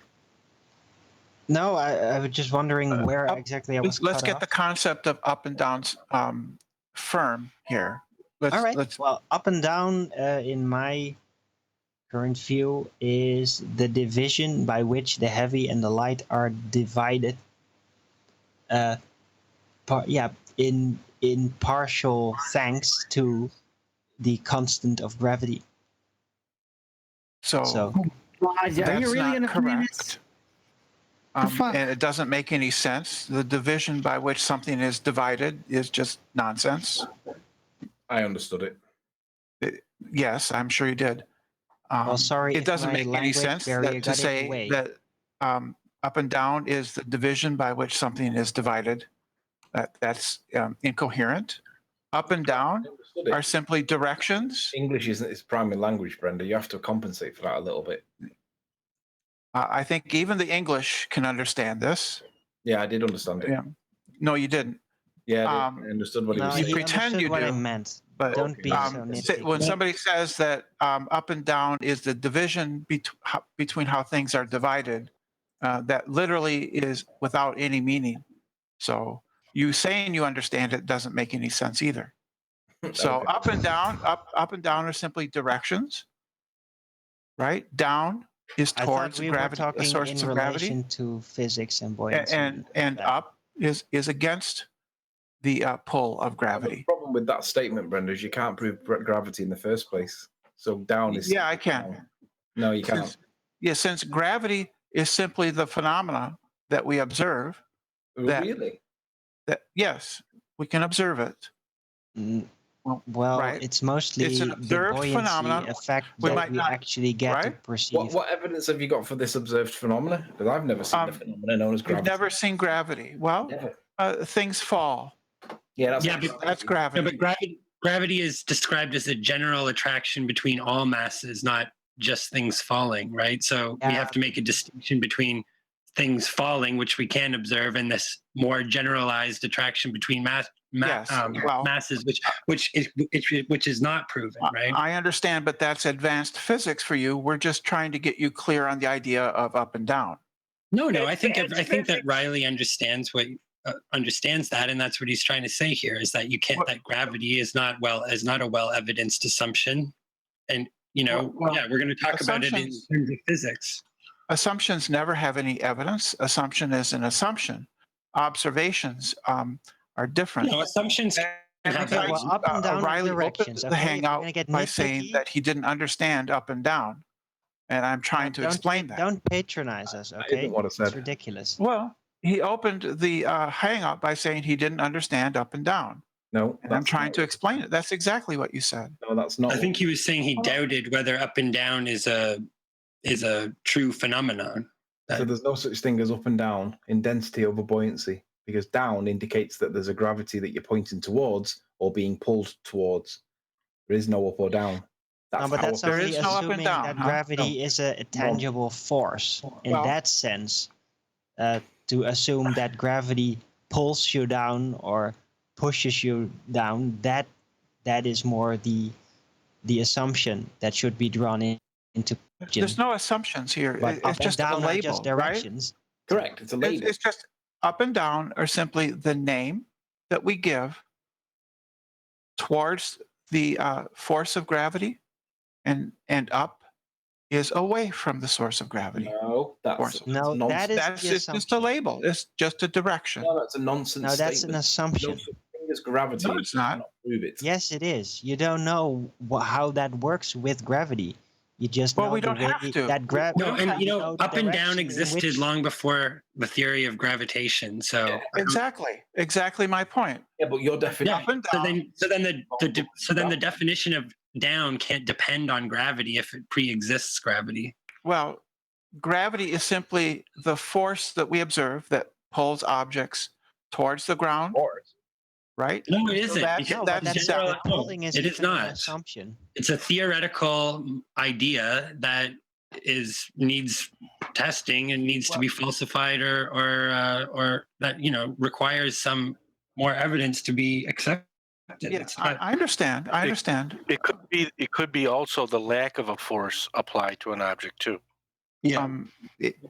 Or it could be that we're accelerating in a direction that we're not aware of. Well, that's too advanced for you. But for right now, no, it's not. For right now, what I'm suggesting is too advanced for me. Yes, I don't think you can approach this conversation yes, it is this way. because it's not, Brenda. what we need to do establish first. Kindergarten What we need teacher. to establish Don't first is be ridiculous. We have. You rumpus in the recording, then, Neil. I think it's only fair that Arwen get to respond to it since he's the one kind of getting hammered by Brenda and then. Does he have to respond to past Arwen? Yeah, I'm getting a bit triggered by my former self. Yeah. Well, don't be. You got a lot of commendation in the pre-show before you got here, Arwen, and I was literally saying how privileged I felt to take part in some of those discussions with you and Anthony Riley involved. So, no, don't feel that way. It obviously is going to be a journey of discovery. And yeah, you can look back on past Arwen and go, oh, you were more ignorant. Yeah, Arwen from 30 seconds ago was more ignorant. So what? Yeah, but not by that much. That's the difference. Yeah, but that's the beautiful thing, right? Because Arwen, you could tell, has grown. And if you were to listen to Brenda, she would sound exactly the same. Exactly. There you go. That's the summary that Arwen needs. Exactly. If you were to listen, hold on, Arwen. If you were to listen to Brenda today, exactly as Chocolate said, she wouldn't be any different. There'd be no different in her argument style. Nothing would have changed. You have. Now, the fact that you can look back and go, I was more ignorant then, just spin it positively. I am wiser now. That's the way to look at this.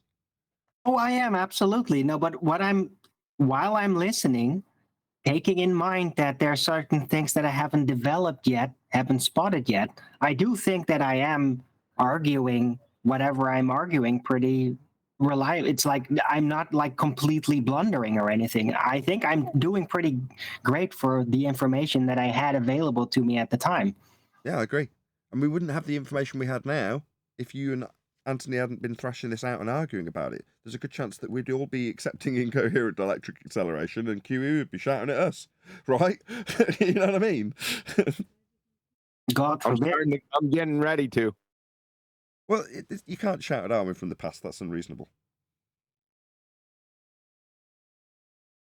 I thought that was going to be the fun of it. I mean, and I still have the same arguments that I had back then. I sound exactly the same. So you would sound exactly the same, but where can you go if you've got everything?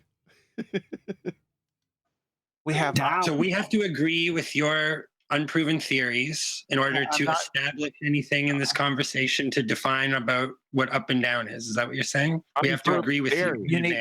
You need to understand something that where there's two different things we're talking about. One would be the theory of gravity, and the other would be the observation of the phenomenon, the facts that we observe.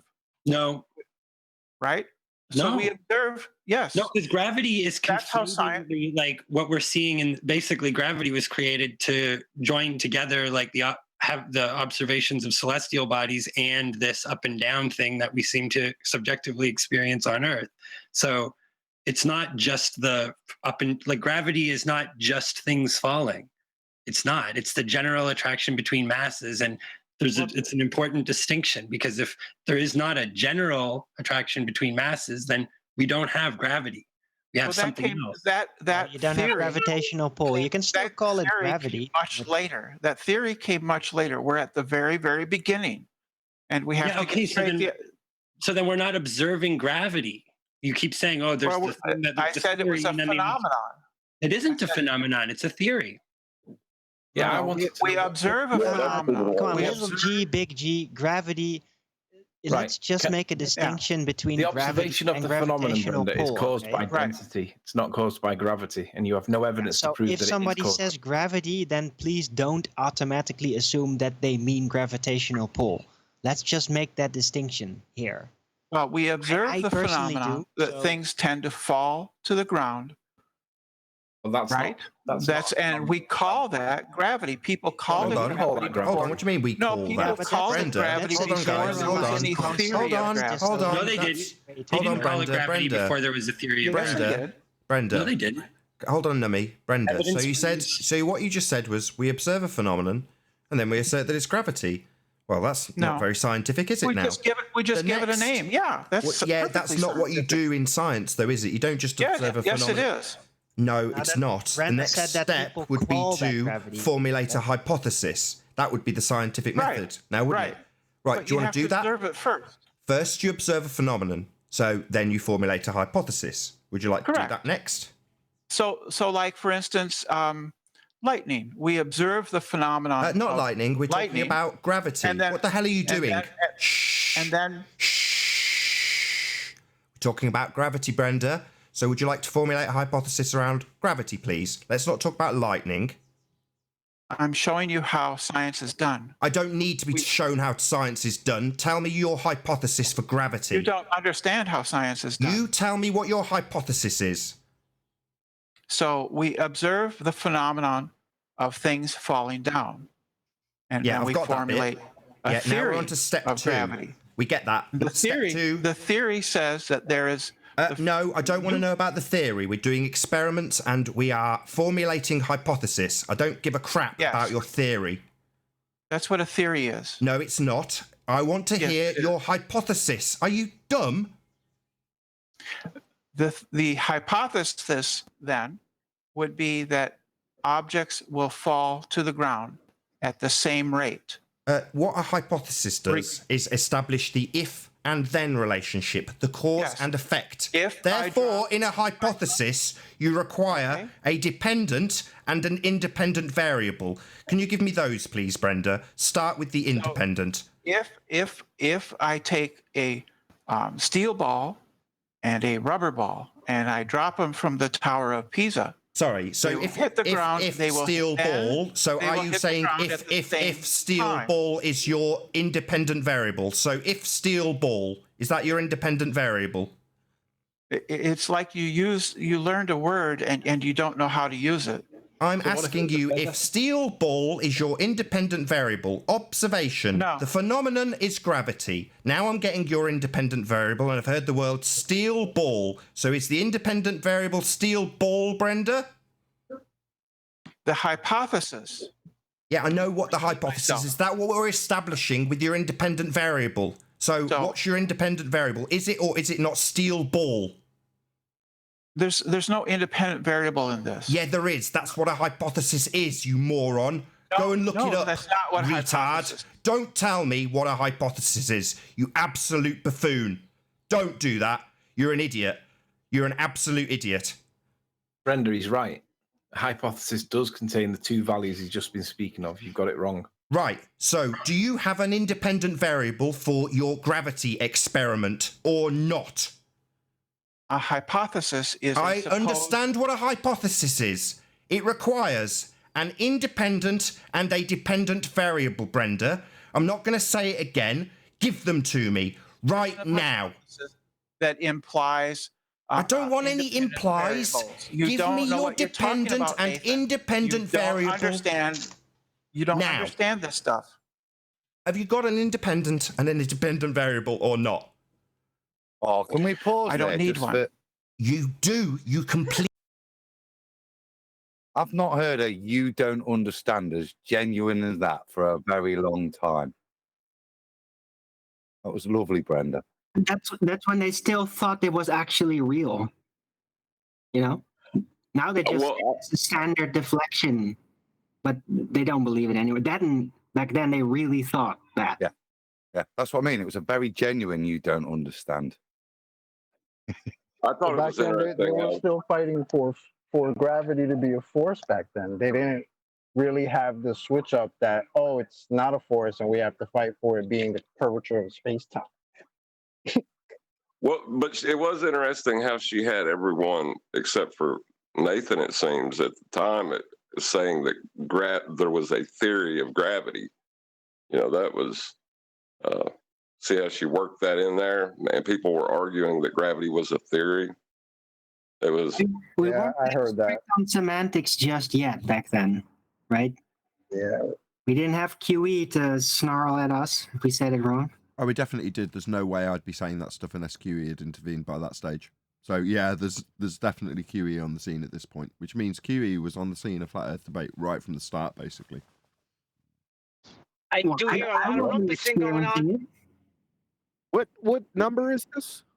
I was just gonna ask that. 197. 197. 197. Damn. Was I there then? You No, can't not have been. No, you were not. Let's put it this way. There's no way I'd be asking Brenda for an independent variable if you hadn't have spoken to me. Let's put it that way. Yeah. Yeah, you're right. You communicated, but he was not making appearances for sure at that time. Also, yeah, you can hear this me. was like in between the time when he first showed up and gave us his presentation and we met him and all that, and then the time where he started coming in regularly. That's why I chose this one. Well, I had been watching Yeah. him on Cathexis, so there's a reasonable chance, regardless of whether or not QE is actually in front of me. I can tell by my determination and dogged attitude towards it. I've been educated in this stuff. I know what I'm talking about at this point. Now, yes, I'm muddling up my demands for a dependent variable and then later asking for an independent variable, but that's because I'm obviously quite green at this point. However, I can just tell by the way I'm steadfast and confident that I've been educated in it. I'm not just getting it from a cathexis run with QE disseminating something about science. I've had one-to-ones at this point. I can just tell. Yep. I agree. Any more? Yeah, I wasn't having none of that back then. I Yeah, remember this. yeah, we but know. You and Tony going at it for ages on this. It was a really good debate to listen to. It's like you say, all of us are a lot less clued up back then. Even just in the vernacular we're going to use when we're dealing with anti-flat earthers. In fact, they're probably not even anti-flat earthers then, are they? They're just ballers. Nope. Rumpus was already being rumpus. They're anti-flat earthers back then. They weren't ballers. No, they were, but what I mean is we haven't... We didn't name him that yet. Like Mark Collard and all that. Or wait, the other one. I like Nummy Num with his unproven theory. Did you catch that? Yeah. Yeah, that's what I was trying to get to. We obviously good weren't stuff. at that stage in the tutorial yet, so the whole theory coming after experimentation, that hasn't obviously sunk in yet. Shout out to Nummy Num though. Nummy Num was a damn retard. I've got to be honest, I'm surprised He at was how all advanced. right. I'm surprised how advanced we are, considering how early this show is. Aren't you? Yes. This is a really early show, and we're like, "What's your independent variable?" It's like, man, we had a good footing from the off. We took leads very early, right? While everybody was still like swimming in the community. Oh, we're winning. We were like, especially you, Nathan, we're just like, no, I'm going to like build this foundation now. Well, people don't even understand it yet. You were really attempting to set that standard. And yeah, QE helped you a lot. It wasn't setting a standard. It was going, I don't know these arguments. And there's like when you've got that kid that can't swim and you just chuck him in the water. you figure it out or die. But right? the foundation was working at that point. Because remember, at that point, this is when they were still saying, "Oh, science proves things, you stupid flurf." Right? Science proves the globe. Science proves this and that and the third. I think this was that transition period when they started saying, "Well, maybe we can't say that anymore." Maybe that was what spurred QE on to come on the show and do exactly what he did with me. I've just looked it up, Nathan. I'm just checking out the info box, and there you have linked the old QED that you used to do with Quantum Eraser on in the info box. So it is literally after you guys have met, and then you have been schooled, and you've even put the interview as extra info to refer to people in your info box. Gotcha. Right, you were really into it. Well, just to qualify what that video actually is. So I now disclaim it because I've got no shame, which is to say that Q will back me up. every time he explained something, I'd go, I don't understand. And then he'd have to explain it about 10 more times to me. And slowly it would sink in. By the time most of it had sunk in, I did a show where QE went through all of the stuff again, Flat Earth QED, and it seemed like I'm responding intelligently to the things that have just come to me now, as QE's just educated me on that show then. No, obviously not. But, you know, that was the purpose of that show, to sort of show that process in a very condensed format. But yeah, you're right. If that QED's under that video, it means that, yeah, I was right. I'm obviously not going to be asking for independent variables just off the back of watching a few Cathexis videos. Yeah, like I said, this was that period right after that show, but before QE started coming on every day with the Skype call in the back, because this was still like Google Hangouts or some shit, right? Right, people getting sniped out of it. I'm surprised to see that I didn't know that was an overlap. The point where I was still using Hangouts on air and having to deal with people and stop the porn bombing. You saw that I presented the thumbnails for all the guests at one point, but then hid them again. So that's like a whole series of overlays that I still use now. I've still got them all queued up in case something happens with you guys. And there's something I need to hide the thumbnails because somebody puts a giant cock on, which used to happen. People come on and put a giant pornographic cock on. You'd be like, okay, got to delete this stream now. But obviously, in the meantime, you've got to censor it from view while it's live, shut down the live stream, go in, edit, make it private, edit out that one split second of somebody putting something pornographic up. Yeah, so all of those little things that were in place were still happening while we were disseminating the truth that is the scientific method. Amazing, really. This reminds me of why I like this show so much. So early, it was great. That's why when I found it, I stood here. What a great freaking show this is. Sure, but it means that what to me seemed like the first 500 shows with Roofy and Rumpus, with us getting schooled by them, wasn't 500 shows. It was probably 60 shows. And then by the time we're up to show 100, we're fully into ripping apart the curve calculator for what it was and figuring it out for ourselves and arguing amongst ourselves about what gravity is by the time we're at the show 200.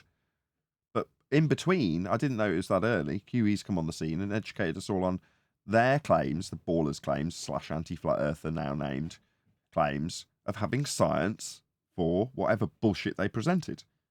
Now, because they're so into that, the timing on QE's part is exceptional, because while they're full on, right in the thick of it, the whole body of science proves it. You know, you're all science deniers. I can't think of a third example, but something science. That was what they were saying, right? So for QE to come along and then say, okay, let's have your science, they want to be held to that standard at that stage. Hence, Brenda's not, why isn't she bracing against it? She wouldn't even dare come in now because she would know that would just rip her argument to pieces. But back then, in her mind, she's got science for all this stuff. And she knows what science is. So we're going to find out how much science she's got for the globe. Well, she didn't know how obliterated she was going to get. You heard her say it, right? She was like, when you were asking her for independent variables, she's like, oh, it sounds like you just learned a word and you don't know how to use it. Like, no, it sounds like you don't have a response to what the independent variable is. That's what it sounds like. She's half right. I'm obviously very green to it, but doesn't mean I'm not going to stand by what I understand to be true at that stage. And I did. And because she's claiming science, as they all did back then, they want to be held to that standard. So, you know, they're going to buy into it if they know that you're asking something legitimate and scientific. And she hears a few science words and goes, oh yeah, I can go with this standard. You know, she's not bracing against it or telling us that, why would I give you a scientific standard for this? It's pseudo force space. You know, just skirt it as they may do now if they were slightly smarter. But as whoever it was said earlier, if you listen to Brenda now, not that I do, I'm in no doubt, I'm guessing, she'd be exactly the same. There'd be no different. There'd be no progression. Might even be worse, actually. Yeah, that's what I was getting ready to say. I don't think at this point in time she was claiming a shoe as a phenomenon, was she? Nah, this was before that. Thank you. Yeah, whenever there's decent arguments, they just run away from them and start finding new people to fight the old arguments with them. It's kind of pathetic, really. He was claiming gravity's a phenomenon. You want to listen to a bit more? Yeah, she got away with that. She wouldn't get away with that now. How much beration from me I can take this. Just have a listen. Yeah, that's what a hypothesis is. You absolute retard. Why do I need an independent variable, Nathan? Because that's what a hypothesis is. The independent variable, retard, is the cause in your cause and effect relationship. My hypothesis. The independent variable is the cause. Do you get it, you idiot? My hypothesis is. Yeah, your hypothesis is the cause and effect relationship, the if and then relationship, the independent and the dependent variable. You complete idiot. Fine, then if. Not fine. Give them to me. What is your malfunction, you stupid retard? Gravity is the independent variable. Gravity is the observed phenomenon, you stupid idiot. Yeah? No. What aren't you getting? What part of spastic are you? The independent variable is not gravity. That's the observed phenomenon, you idiot. You don't understand this. I don't understand, you blithering idiot. I understand that you've told me that the observed phenomenon is gravity. Now we're on to step 2, the hypothesis. Yeah, I want your independent and dependent. You got to pause there, yeah. There's no way you'd let that go now. There's no way you'd accept gravity being the observed phenomena, would you? I let go of a helium balloon. It's what we respond with now. We wouldn't allow them to move forwards at gravity being. Do you agree? No, I agree. What I'm hearing. Let me just affirm what Adam just said. There's a few times when normally John will find his refracted curvature will find his way to a particularly sweet shortcut. But those shortcuts are kind of shortcuts that only work if you have got a good grasp of how the argument would go if you were to have it. Like with Anthony begging the question of the globe all the time when he's like, well, we've got to beg the question to argue with them. And I'd be like, no, you don't. You can just cut them off at the knees.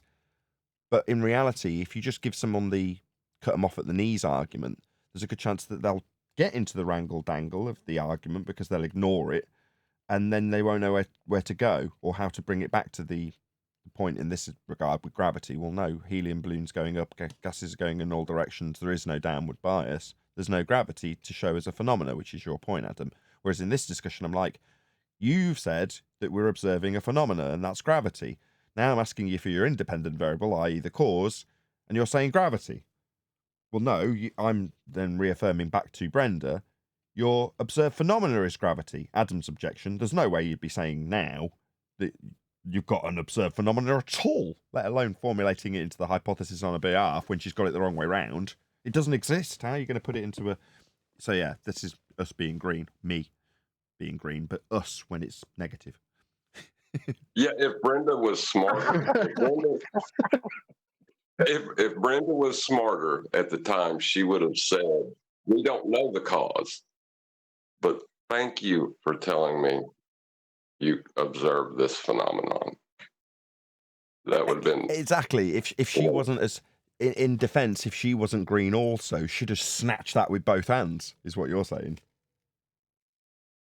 Oh, yeah, absolutely. This is new to her, too. You can tell. It's you have a better understanding, for sure. That's the only decent thing about being where we are. I mean, we came about being at the tip of the spear. It's like, well, yeah, but that spear had to be sharpened. Now, we were at the tip of that spear then, but it weren't very sharp. You know what I mean? But the advantage to that is, even though you're getting it wrong, your opponent's much further down the blade. So they don't know you're getting it wrong, and they don't know when they've got a perceived win to take. In other words, what refracted curvature just said for my audience's benefit, when I say, well, no, you've claimed the phenomena, something occurring in nature, is gravity, she should say, well, yeah, it is. That's basically the end of this discussion. We do observe gravity. Thank you for having me. That would have been the best response she could have possibly given. It'd have shut me right up. But she doesn't know to do that at this stage because she doesn't know what she's fighting against. I am actually slightly more further ahead of the game in this respect, in this subject, even though now, looking back on it, it's like, wow, you're making so many mistakes. But it didn't matter, right? Well, that's what I was going to comment on. It's observe and declare is all they do. They don't go through a hypothesis or formulate one. And so it's just like the Neil deGrasse Tysons and so forth. They just see something in the sky. They say, oh, well, that's because of this. And this is what was doing here. There's no scientific method going through. It's just observe and declare. Observe what, though? Exactly. But that's the point. That's the hang on. This is go ahead. Sorry. Yeah, that's the point. So she sees something down, and because they already want it to be gravity, because you got to have a spinning globe that doesn't throw people off. Okay, so anything falling down, negating stuff that goes up. No, down go boom boom, bouncy balls. Observe and declare that, and then we obviously saying, what are you observing? I think this was before we started holding them to their own statements, as in when they say, "Oh, gravity, we observe gravity because I dropped something." This might have been before we started saying, "Wait a minute, you dropped it, so you were the cause, not gravity." Right? Yeah, this is way before that. When we get to that stage, we've got declarations from Brenda of tables representing fourth dimensional space-time and things of that nature. Remember? Well, it was the speed at which you measure the table is space-time. You've got it. That's it. What did Nathan say? It depends on how swift I am with a measuring tape. That was great. Spacing time. That's different from space time.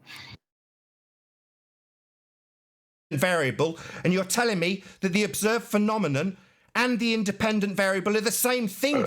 You're an idiot. A hypothesis is a proposed. Stop telling me what a hypothesis is. You're an idiot. You don't know what a hypothesis is, so don't patronize me with your idiocy. You're an idiot. What the hell are you even doing here? I know you're very frightened. This is very frightening. I'm not frightened. I am absolutely pissed off with idiots and morons like you who come on and tell me they've got proof, then tell me things like we observe a phenomenon and then call it gravity. Yeah? Yeah. That's not what you do in science, you absolute idiot. That's why I'm getting annoyed with you, because you're an idiot and you don't understand what science is. It's like with lightning. Oh, shut up. Shut your stupid mouth. I don't want to hear about lightning. I want to hear about gravity. Do you get it? For instance, with Not lightning, for instance, gravity. That if we put if we put you come a on conductor Nathan's show, at the top of a don't building, the lightning say will that you flow have proof down the conductor when you and obviously into the ground. Stop babbling, talking over Arwin now. Just Brenda, what don't Nathan's trying start to get at? compassing around. Don't assume that you have Well, he's proof very when triggered. you clearly don't. Very upset. Gravity. This is very frightening. What is your experiment to explain the phenomena of gravity? Yeah, there it is again. And it would require an independent and a dependent variable in your scientific method of experiment that could be tested. That's what Nathan's trying to explain, Brenda. Now be Well, relevant now. One way. So the theory is, the hypothesis is that objects will fall to the ground at the same rate. It's So not the an independent hypothesis. variables would be the different weights of the materials that we drop. And we see and then, if they hit the ground at the same time. So if you and could then, you could- it's an if and then relationship. If what, then what? What's your independent variable? If we vary, if Stop we talking. vary the weight, Stop talking and listen. What is I understand. your This- independent variable? The cause, please. If we vary the weight of the objects, they So will if nevertheless weight, still fall let's get at it the down, same let's get it speed. pegged. If weight. So the independent variable is weight, correct? So if we vary the composition or the weight of the objects, they will still fall at the same speed. That is correct. If So weight, steel then ball- hold on. so the no, it's dependent not variable is falling. If weight, then falling. I don't know what if, wait, then falling means. Yeah, if and then relationship, cause and effect. I'm trying to establish it, and it makes no sense because you haven't formulated a decent hypothesis. Your hypothesis makes no sense. You understand why I'm doing this with you? You're saying, well, I'm putting it into this if and then relationship, and it doesn't seem to make any bloody sense. Yeah, no shit. I've explained it to you, Nathan. You but explained you've been very nothing triggered to and me. Very frightened.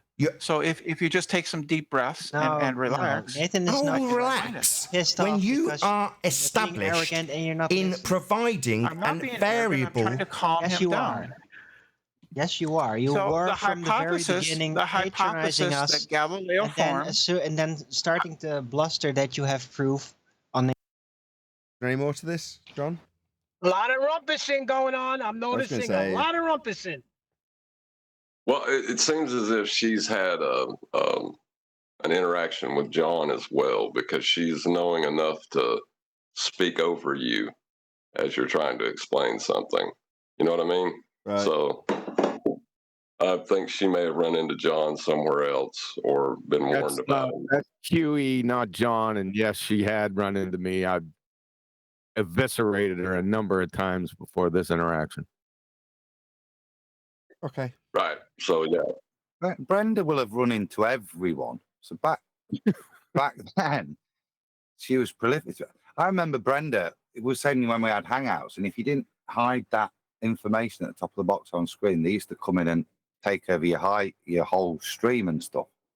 And Brenda did that to us early on in the day. She just crashed an Iron Realm stream and held it. But she was everywhere. Yeah, early on, Brenda was prolific in all the different channels, because there was tons of channels back then. And she'd be popping up everywhere. Yep. Later on, there's a timestamp for Tim Ossman. I don't have it, but he comes on the show as well. But that's later on. Does he come on with his observations? His Great Salt Lake observation. No, way before that. Well, I think really. No, he didn't go to Salt Lake at that time. No way. No, but he was arguing for Earth Curve, I'm pretty sure, in this one.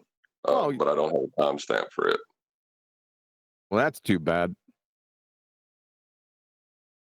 I'll have a quick scrub. I'll see if I can find it. Amidst a gloomy media narrative, UK equities have lost favour. Flat Earth used to be about like passing the peace pipe and crap, and now it's like. When was it's it just ever hatred. about? It was never about passing the peace pipe. Are you kidding? Oh yeah, dude! Come on, man. No, dude. It's super gotten serious, less bad, not more. It's got super serious now. We've That's started pretty asking for proof of the globe. Now it's serious. Right now. I don't know if I'm being heard or not. Yeah, you are. Go ahead. Okay. Well, I'm smoking. All I want to say to Brenda, when you What are you smoking? to weed. But I was going to say to Brenda, if you're when you start telling people to calm down when they're not mad, it only works if you're cute and the guy's gonna the beef. If it's not that, the guy's gonna get pissed off. Brenda's a dude, You bro. just pissed off a lot of guys by saying calm down. Not the desired effect. I imagine. Like total mainstream liberal cuck. I mean, he's the opposite of all you guys. You guys are the opposite. You're like the anti-mainstream clowns.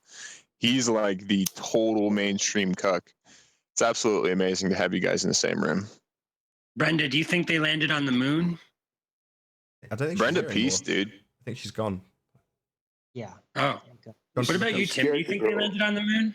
Got to look at the scientific method. I think there's more evidence that they did than they didn't. I hear a lot of disbelief from the flat earthers. There's a lot of. Have you ever? Let me ask you this: would you assign a probability to how probable do you think it is that they did? You got to admire Nummy Num, right? So you just was that question originally for Brenda? It was, and then because Tim's attacking her, he just immediately reposes the question to Tim. I like it. Yeah, that was a good one. It was. See, They faked it. No, wait. First of all, you it was misunderstood 20 what he years said. before. It was 20 years before I was even born. So really, Well, epistemologically that makes speaking, that difference. yeah, I would have to. It doesn't make any difference. No. The evidence is also. I can't experience anything when I'm not You have born. the same evidence as everybody else of the reality or non-reality of the event. No, some people actually watched it. Probably. So they watch more live. Yeah, now you can watch it again. You're going to see the same stuff. It doesn't add or subtract any evidence. So from an epistemology standpoint, you think just cameras and whatever they gave us is the same or equal to actual people in the time that saw it? I think we're actually at a great advantage over the people at the time who saw it because we can pick over it frame by frame, which they can't do that. They didn't. They can't do that now. They could not do it at the time. But they can't do it now. They can do it now. That's what I'm saying. Okay, so they have that experience of actually being there, and they can pick it over. So we have more advantage. Well done. Yeah, amazing. I mean, obviously, this wouldn't be a discussion that would happen now. In unison, everyone. Go on, John. QE. Timmy Clown with his epistemology with cameras. What a knuckle dragger. what a doofus. Did you catch that? I did, but I'm more focused on the fact that we're having the discussion at all. So gas pressure without a container would be the go-to now. You wouldn't even have us arguing about this. Maybe it goes there eventually, I don't know. But at this point, you're like, why are we arguing about the ability to, fault find in edits? Find continuity errors? Really? No, being aware at the time in front of their TV? No one watched. Adam.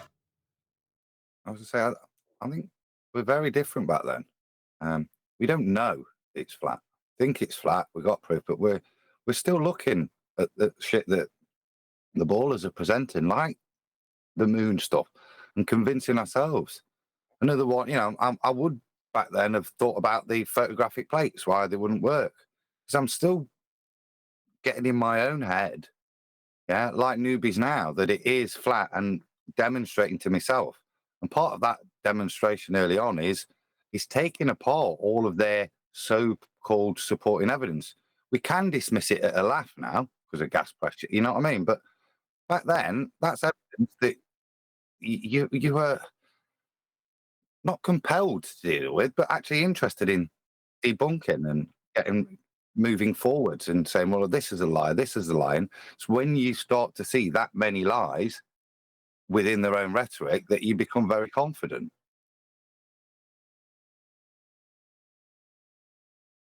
But it's not until we've got things like gas pressure without a container and we use it properly and the implications and we get to the black swan and we get to the sextant and celestial navigation that all of us are confident to say, I know it's flat.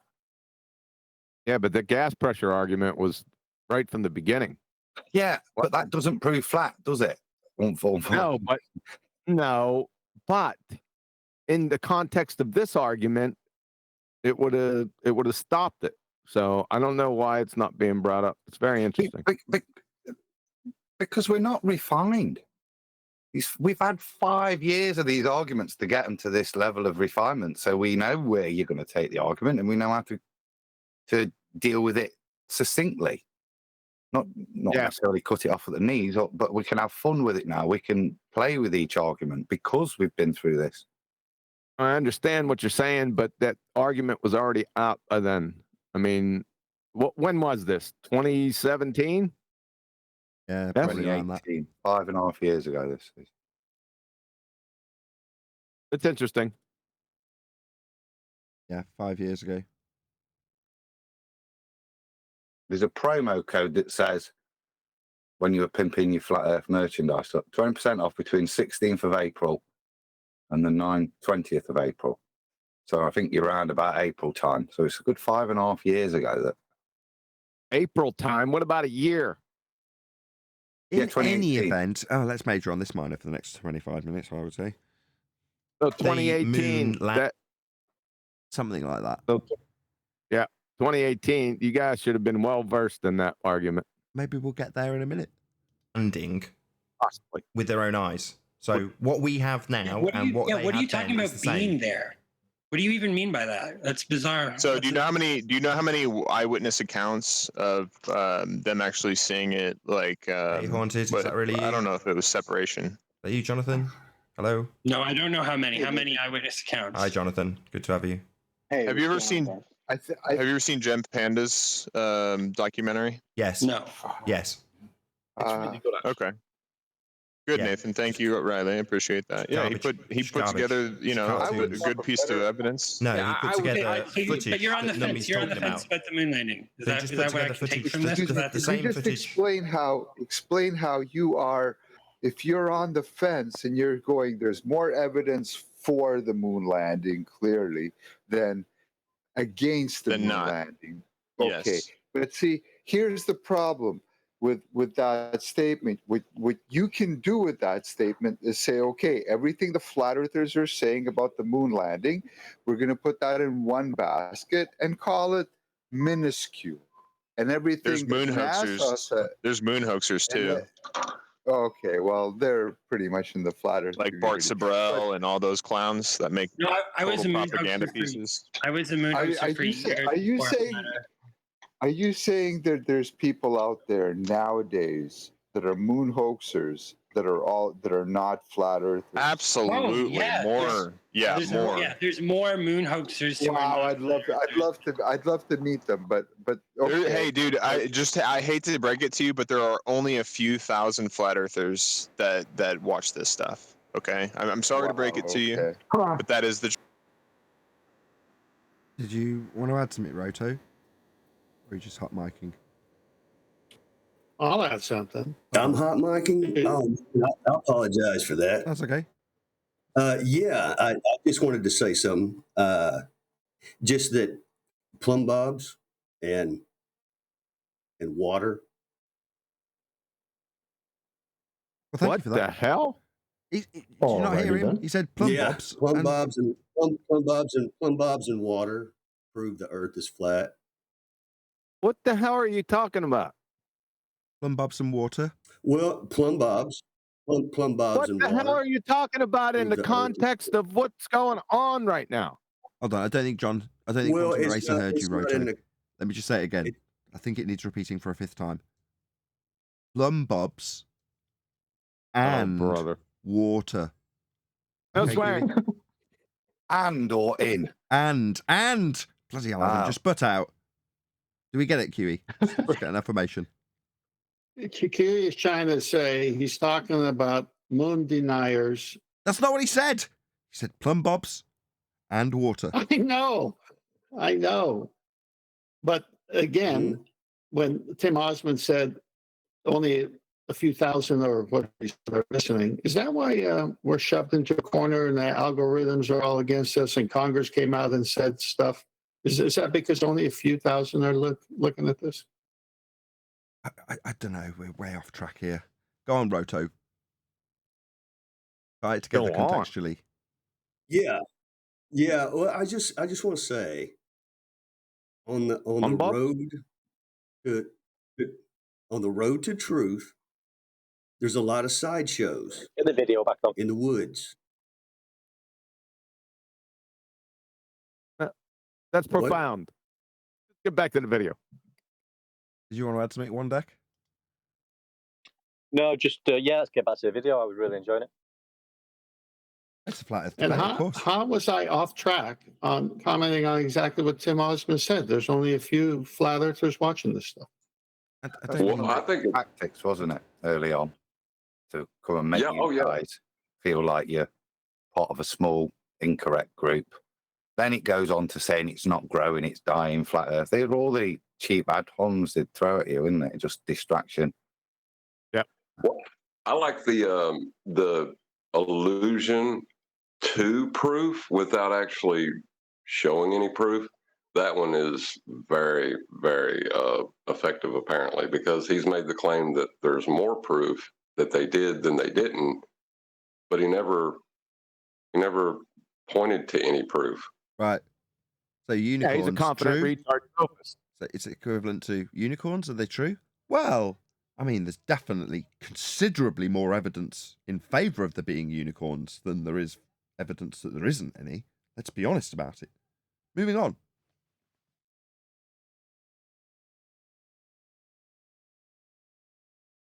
The truth. Some people like to say there's millions and it's growing and no. We're just way ahead. We're Can way I down say, the pack. hang on. Richie from Boston is a huge flat earther, and he's got a following of over 100,000 people. So what is that supposed to mean? Every single person that's a subscriber to him is a flat earther? I mean, where's your logic, I highly dude? doubt that. No, I highly doubt that. What I'm saying is that he's a huge flat earther. But regardless of that, what I wanted to Yeah, he's a complete total conspirator. Maybe, it seems like that's the growing trend right now. The people who believe in sun simulators and all this other crap. Unfairly people got to get a hold of their own judgment. Judging the moon landing. That's all I'm saying, because there's things that you cannot dispute, and you're going to put those in the minuscule pile. And then there's things that NASA wants to bestow its honor on, and those you're going to put in the humongous pile. So if there's one single piece of evidence going against the moon landing, to me, it would call into question it heavily. But there isn't anything. Things like a funny thing happened to them. It did it again. Yeah, we had the gas pressure argument back then. If QE was around, I'm sure there was gas pressure without containment. This is before QE took a direct interest in the show. I'm pretty sure he may have had some private interactions with Nathan, but I don't think he had actually come on and argued personally. That's correct. Strictly speaking, it is Quantum Eraser's fault. Wait, hold on. Where the hell were you, QE? Can you let me move on with the video after I make an outrageous claim? Thank you. Whatever your name is that was not talking before, the religious guy. What I listened to you yesterday. Pretty much everything that you were saying was just false. Okay, it's one thing. It's one thing to have a new narrative to the mainstream narrative, but like when you pretend like you know the mainstream narrative and you're just completely wrong. You're wrong on the offset, bro. Completely wrong. What are you talking about specifically? Oh my God. I'll have to troll through all that crap you were. Well, yeah, because you're just talking shit. Tim, you're not going to come up no with cussing. You're actually talking number about one. You Religious just scroll guy through it again, and then you obviously don't remember what you're actually. Your dogma is silly. Silly. My dogma. Can I say something? I'll listen. So you heard how you just told whoever he was talking to, or you're pretending that you know the mainstream narrative. Okay, 6 years later, nobody claims the horizon's Earth curve. Who claims the horizon's Earth curve? Not only that, that guy Way to go, made Tim. a claim. Yep. He made a claim, and he asked him to back it up. And he was like, "Oh, you want me to go through everything? Yeah, Witsit." Yep. You hear his bro. Hey, bro. Yep, there you go. Yeah, he was always one of those dudes. Yeah, bro. Speaking of I think the bro is the trigger to that he's getting ready to screw you over with some bullshit, like when he invokes bro. Speaking of people who use the terminology bro a lot, Nathan Thompson dropped me a line in appreciation of my debate with Jaron, and this morning, and I just ended up in a little back and forth, not phone call, but text exchange, and I was like, well, what's your interest in this? I don't really follow. And then he explained to me that Witsit had accused him of thieving from him. Total bullshit, according to Nathan Thompson. And then he gave his explanation of some phone that Witsit had given him and then lost his own phone and demanded it back when he'd been using it and they were out on the road already, or something to that effect. But that turned into Nathan Thompson being a thief, according to Witsit. From what he was telling me, I mean, like I say, I've only got Stole weed. No, I think they had a Brokeback Mountain encounter. Okay. No. Well, There was that a bit number of also got people mentioned. that Before you witnessed give me him that detail, just so I stealing can tell you what Nathan Thompson said to me. He then said after that accusation was made, he then went on to go to California or somewhere different alone and get arrested with a load of weed on him or something like that. Whitsitt, that is. Yes, I remember. That's exactly what happened. Because I remember they were taking donations to try and get him out of, I guess, the holding pen he was in. Sure, but from what I gleaned from Nathan Thompson's interaction with me, which he proactively contacted me, was to say, nudge, nudge, yeah, I got shunned out of that little group as well. Just thought I'd let you know. I think that was what he was trying to say to me without saying it. For clarity, who was in jail for weed? For clarity, Whitsitt. It's not Whitsitt when they went on that trip to California or wherever they were going, all over. Him and Nathan Thompson. Okay, all right. I just need that clarity. That's all. So here's what I'm going to say. So the smartest man in the world with the highest IQ loans his phone to a guy and ends up in jail. We don't know that. We don't know any of this story. No, Whitsitt's got an IQ. He's smarter than all of us, and Sharon even says that. He ends up in jail with weed in California. You would think that someone with a high IQ wouldn't be going to California with weed and get caught. We don't know that. But I don't know that's the case. Hold on. I don't. Hold on. Does anybody know this is the case? That is the this case. Is scandalous. Wait a second. Stop. That is the case. Hello. I am more than happy just to told me that disseminate was the Nathan case. Thompson's side that he's passed on to me, right? That's fine. But as for this speculation about him being locked up in California or whatever, does anybody actually know that's the case? Yes, Nathan, I just said. He was on 24/7. They were taking donations for him. He was in prison. I used to like the kid back then. Well, that's travesty. But hold on, that kind of Go on, John. that's kind of irrelevant to what Nathan was trying to talk about, though, because it seems as if there is an excommunication happening of other people by the new flat Earth Pope. Right. Exactly. Thank you. That's Thank you, Refracty Curvature, for picking up what I was trying to put down. Right. Now, number one, okay, you could major on he's done something that is classed as criminal. You could also get into the debate of how criminal you class it to be versus how criminal it is in states currently, and various other discussions that are political in nature, and I couldn't give a toss about. Yeah, okay. You want that point against Whitsitt? Okay, he's a criminal. What did he do? He smoked a bit of weed. That man was saying he's supposed to be the smartest person, but yet he gets caught in California with weed? Are you kidding me? Thank you. That's not the point Nathan Thompson's making. Listen to what Nathan. I know that was my point. Yes, you made it. Now let Adam reiterate it. I was there and involved in it. Just let Adam reiterate it. Go ahead. So what he's talking about is that one of the American Flat Earth conferences after it, I don't think he was like much in the in crowd, of which I was part of then. Then shortly after the conference, there was just a blackening of a person's name and accusations of him being seen stealing a small bag of weed and stuff from somebody at the conference. That was the beginning of the accusation. I think what Nathan's alluding to, Nathan, is it's very similar how they'll all turn on you at a point where it's now been decided you've been excommunicated. He's lightening what happened to him, I think, back then. Right. We all got that. My point was on the whole different matter that it seems like only Neil got, which is we are being barraged by how smart this guy is, and I'm hearing a story. If true, then he's not that smart. That's all. Yeah, that's not really a point, is it? Not really. It wasn't meant to be a point. Okay, fair enough. Yeah, but intelligent people get arrested all the time. That's non sequitur at best. Indeed. That's what I'm saying. I got arrested in Rome. Yeah, but you are a criminal. What I'm saying. That's exactly what I'm saying. So when you get out there, when you get out there and your ego and your pride makes you say, I'm the most intelligent in this group. Okay, I guess I can't finish what I'm trying to say. Yeah, nobody interrupted Hey, Adam, that's what I became. Well, what you're saying got is- arrested. What you're saying is Adam's not very bright. No. Adam never made a claim that his IQ was Spock mind powers over everybody. think what 10th's driving at is, if Even he's though that it is intelligent, full why animal. didn't he Jedi mind trick the police officer? Is what he's driving at, right? This is not the Well, weed he you're did it- looking for.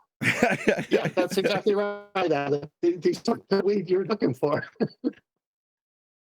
Good one. And in defense of Adam, he is like Spock level genius. We're just going to have to accept that.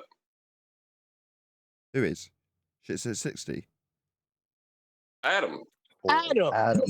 And when you got arrested in Rome, Adam, I became an Adam Meekin fan. That was great. But let me get it straight. Adam Meekin gets arrested, suddenly he's a hero and a vigilante. Witsit gets arrested and he's just dumb. Yep. Exactly. Oh, Adam never. You got it. Whole struggle is happening here. I see. If Adam said he was smart, his IQ could take on anybody, and all his compadres say he's smarter than all of us, and he got arrested, we'd be having to dig at Adam too. But he didn't say all those things. Probably comes before a fall, is what I'm trying to say. Back to the original point, though, for somebody that doesn't claim to be the leader of Flat Earth, he sure is excommunicating a lot of people from it, don't you think? I don't remember Witsit being a big exponent in that. For a lot No, of he was the people. one on the road trip with Nathan Thompson, wasn't he?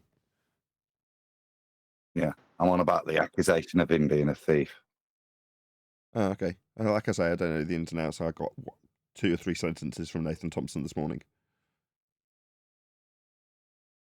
Who cares? Move on with the video. Back to the video. Back to No, we're not Witsit Gets It. We're on Tim Osman. Listen, I respect try to get along with everybody, and you Same can thing. believe Same thing. or disbelieve or anything you want to do. That's entirely No. What do you mean, same thing? Same thing. He's about as smart as Timmy.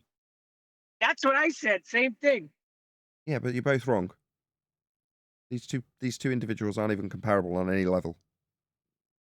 your opinion, and I should be entitled to my beliefs and my understandings of things, and we could mutually discuss things and be respectful from one another. Ah, get out! Belief. Sod off, you're on the wrong platform. I'm sorry. I thought this was live.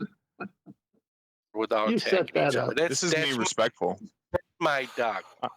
Hi, my name is Okay. Timothy Ossman. This is me being respectful. I understand. It's when anybody pushes it on someone else, that's when it becomes an issue for me. I mean, Well, he's not pushing Yeah. it. He's just. And that's I'm when a not lot of pushing conspiracies anything. He's fall not apart. declaring it to be scientifically proven or anything like you guys are constantly doing. I didn't say he was pushing anything. I'm just saying in Actually, general, scientifically when he pushes proven. I the think you've balloon. been told several times that science doesn't prove things, Arwen. What the hell? There it started. There it is. Can't believe within 20 seconds of telling you both how wrong you are, I have to eat my own bloody words. Bastards. It seems, gentlemen, I was wrong. I take it back. You couldn't have I've been told that several times. Bro. Hey, Nathan. Okay, so then, why do you believe that the Earth is a globe? Hey, Nathan. I know that the Earth is a globe. Explanation. How do you know? How do you know? Was trying to Because I have a justified belief Tim, are you in claiming that it is a globe. water doesn't That's not the same Can I as ask him one question? Hold on, you've asked him a direct question. One question about Hold the moon on, We're landing. getting into The point is- philosophy now. I just want to hear his one answer. question. But you brought it there. You took it there. Hang on. One question about the moon landing. Here's the problem. If a man on the moon weighs about 100 pounds, let's say, with all his gear, let's not get into the math. Let's just say about 100 pounds. And he was If a man weighs 100 pounds on the moon, now let's not get into the math. What a was able to displace whatever you want to call it, sand, dust on the moon, and create his own footprint, which apparently on this earth, dry sand does not create one. But let's go with the fact that the moon dust is different than the sand on the earth. Let's go. This is Feast and Nonsense 101, though, isn't it? Argue about how the footprints can be created on the moon's surface after they've travelled through the sky vacuum and descended onto it. How do they get the footprints? Who is that? Is that Mark Smilair? I wouldn't say this is feast and nonsense though. This is more like just rudimentary arguments before getting to the real crux of the thing. You know what I'm saying? No, definitely not. No, this is these are the definitely arguments feast of that nonsense. normies have when they first get into this shit. Yeah, that's Right? feast of nonsense. The whole point of the feast of nonsense. Don't let you focus on the thing that destroys the argument immediately with one breath. Can't have gas pressure without a container. That's it. All of this argument's done. That's it. Let's pack it up. In all seriousness, no sarcasm. Let's go home. We're done. That's it. And this is post Black Swan too. This is pre-Black Swan, far pre-Black Swan. No, because didn't he just say didn't Chocolate just say that we never claimed that the horizon was the edge of the whatever. He was quoting. Or was that the lie? He was. It's because we were all talking on the same show. It's a bit confusing responding to our own show. That was Chocolate saying it now, current Chocolate, about what had been said by Tim Ossman post Black Swan, but about 2 years ago. Yeah.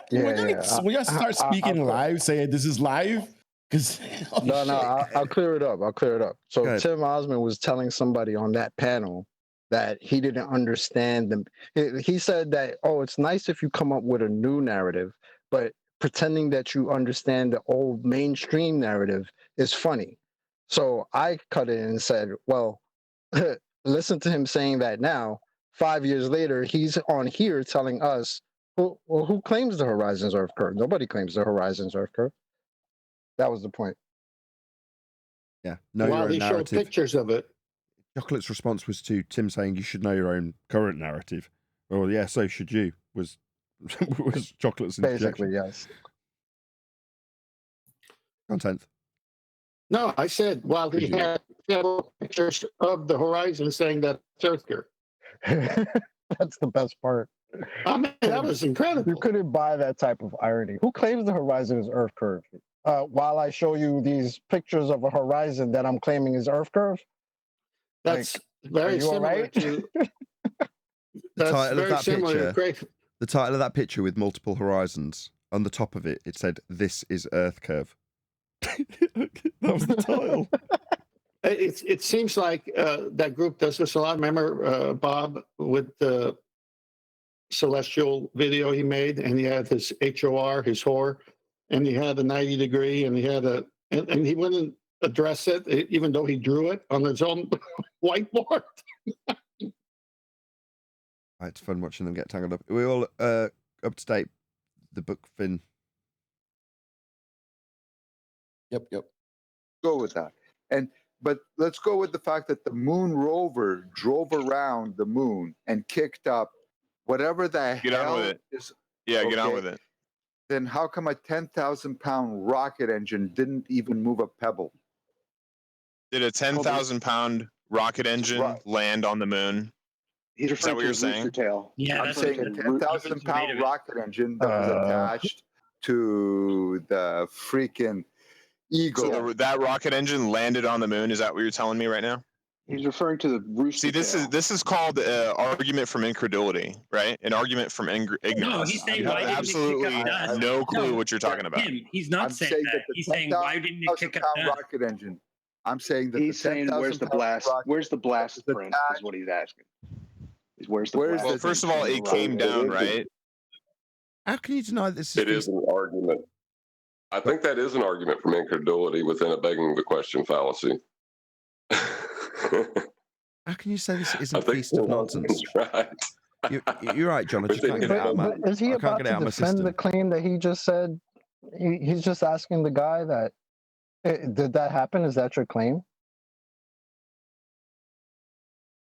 I don't know. No, he was trying to dispel something heliocentric from within the paradigm. That's how. No, that's how the ballers then win. No, he's just trying to say Tim Osmond's vibe is you don't understand the original heliocentric claim in the first place. So when you give a weight to a rocket that's landing, is that right? Is that right? He's focused in on one detail to expose that he doesn't really understand the rhetoric. Now, whether or not Tim knows that that's incorrect as a detail doesn't matter. Tim's just decided that he doesn't know the rhetoric. Therefore, he's going to hone in on one detail to say, see, you don't even understand the rhetoric. You don't even know what they're claiming has landed on the moon and what weight it is. That's how he's going to try and overcome this battle. That's his Well, tactic. I think there's a bit of confusion here because I always heard that it was thrust, 10,000 pounds of thrust, not the weight of the rocket. Sure.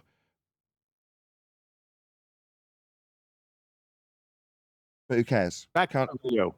Yeah, back to the video. But I still can't want to get it out of my system. Chocolate's like, no, this isn't feast of nonsense. The fact that they're arguing, Flat Earther is saying, why didn't it kick up dust after they left the spherical moon with its orbital mechanics and took a journey that utilized slingshot motions and orbital mechanics derived from a flat plane to land on the moon that's also spherical and capable of being landed on with all this equipment that definitely landed there. That's what the Flat Earther is arguing in this discussion, isn't he? You're telling me that's not right? feast of nonsense? He is because he's in the begging the question, and he says, "Fine, I'll go there," without knowing he's doing it. Okay, because he doesn't know the arguments like today. But he says, "Fine, you want to say we went there, and he weighs 100 pounds. I don't want to use math. Blah blah blah. How come this rocket with 10,000 pounds of thrust didn't kick up one pebble?" He's saying there's a contradiction, even if I go into the begging the question of this thing. That's what he's trying to say. I understand that, but I'm saying that an hors d'oeuvre at the Feast of Nonsense is an idea that the hors d'oeuvre debunks space or debunks the moon landing in this instance. So, I'm in full agreement with you. I'm just saying that's what he did back then, and it's evolved to a better argument today. Yeah, but I'm just taking umbrage with Chocolate because he's saying this isn't Feast of Nonsense. It's just a crappy old argument from way back when. But I would say that the crappy old arguments from way back when are deliberately put into the realm of Flat Earth versus Globe Earth with a particular agenda that we're all begging the question that they can travel through space to the moon, and you're trying to debunk them traveling to space through the moon by picking apart the dust kicked up when they arrived. No, I understand all that. It's just I don't consider that. I don't really consider that to be the Feast of Nonsense. To me, it's the Feast of Nonsense is more like after the fact, right? It's I don't know. To me, it just seems like a more rudimentary argument. It doesn't seem more on your path. Point was a normie. Chocolate's point, a normie would organically say this and not know it's a Feast of Nonsense after heard the opposite side. If you listen to the conversation early on with the guys there, they're making the point that there are more anti-moon landing people than there are flat earthers. And I would preclude this in a way from necessarily. Nathan's right, it doesn't help in the flat earth debate. In fact, it's a distraction, but it's part of that journey. Before you become a flat earther, I would suggest the majority of people look at things like this and the moon landings and raises early questions that would then not necessarily lead to flat earth, but in a lot of cases, this argument, I think, is valid in that arena. It's a stepping stone. It might be classed as superfluous because we've got gas pressure without a container when we get to flat earth debating. But in terms of, they did reference it, just dealing with anti-moon landing people, it's a valid point. Back to the video. It came down and approached the moon. And so when it did that, it probably kicked up a lot of the sand that was there, right? Until the... Okay. I mean, does that make sense? The argument is no, wait. The tire's spinning. The tire's spinning up, up the regolith, which is what they call this, the surface of the moon. Should have flown out into, 20, 30 feet up in the air in like a radial pattern, according to the gravity, because it was a lot lighter. And taking a lot longer to fall down, too. Yeah. But that's the argument made. It's definitely strange and doesn't make any sense. But then again, none of the footage. The dust should settle at 1/6 at 1/6 speed that it would on Earth. But the thing is, where's the evidence that any dust got kicked up, Tim? I mean, I think the thing is that I'm just glad if you are willing to say that you believe in the moon landing, then that's perfect because it's just. I never said that, did I? No, this is wrong. So the fact that they don't have video, So the fact they don't have video evidence of dust being kicked up in Narnia means that dust wasn't kicked up in Narnia. That's so nonsensical. I don't see how this is helpful in any way. Yeah, it's that normie argument, John. It's that normie argument, man. You got people looking at what they present as the moon landing, and they're telling you that a rocket just landed there, but they're showing you pictures where everything looks serene, like it just got cleaned up. The powers to be. You can't say when that picture was taken in relation to when that dust settled. So it's nonsensical to say that it's proof of anything, especially when you're in the begging the question fallacy of being able to go there. Right, John, but that's the point of the strategy, is to get everyone in this paradigm of feast and nonsense, because they don't want the better argument, gas pressure without a container, to even be talked about. That's why cutting them off at the knees with that stops all this. But they know it would, so they say, okay, let's talk about this, and everything gets steered here, so you don't even get near that destruction argument of gas pressure. Yes, and you got idiot flat earthers that go right after that little bait. And they still do it today, by the way. That's correct. It's never going to stop, though, right? Because the moon landing is something that was presented as reality. People are always going to pick that apart. I mean, even Tim Ossman himself said there are more moon hoaxers, aka globers, that don't believe they went to the moon than there are flat earthers. We just had India go to the moon with CGI. What are you talking about? Yeah, it's never going to stop.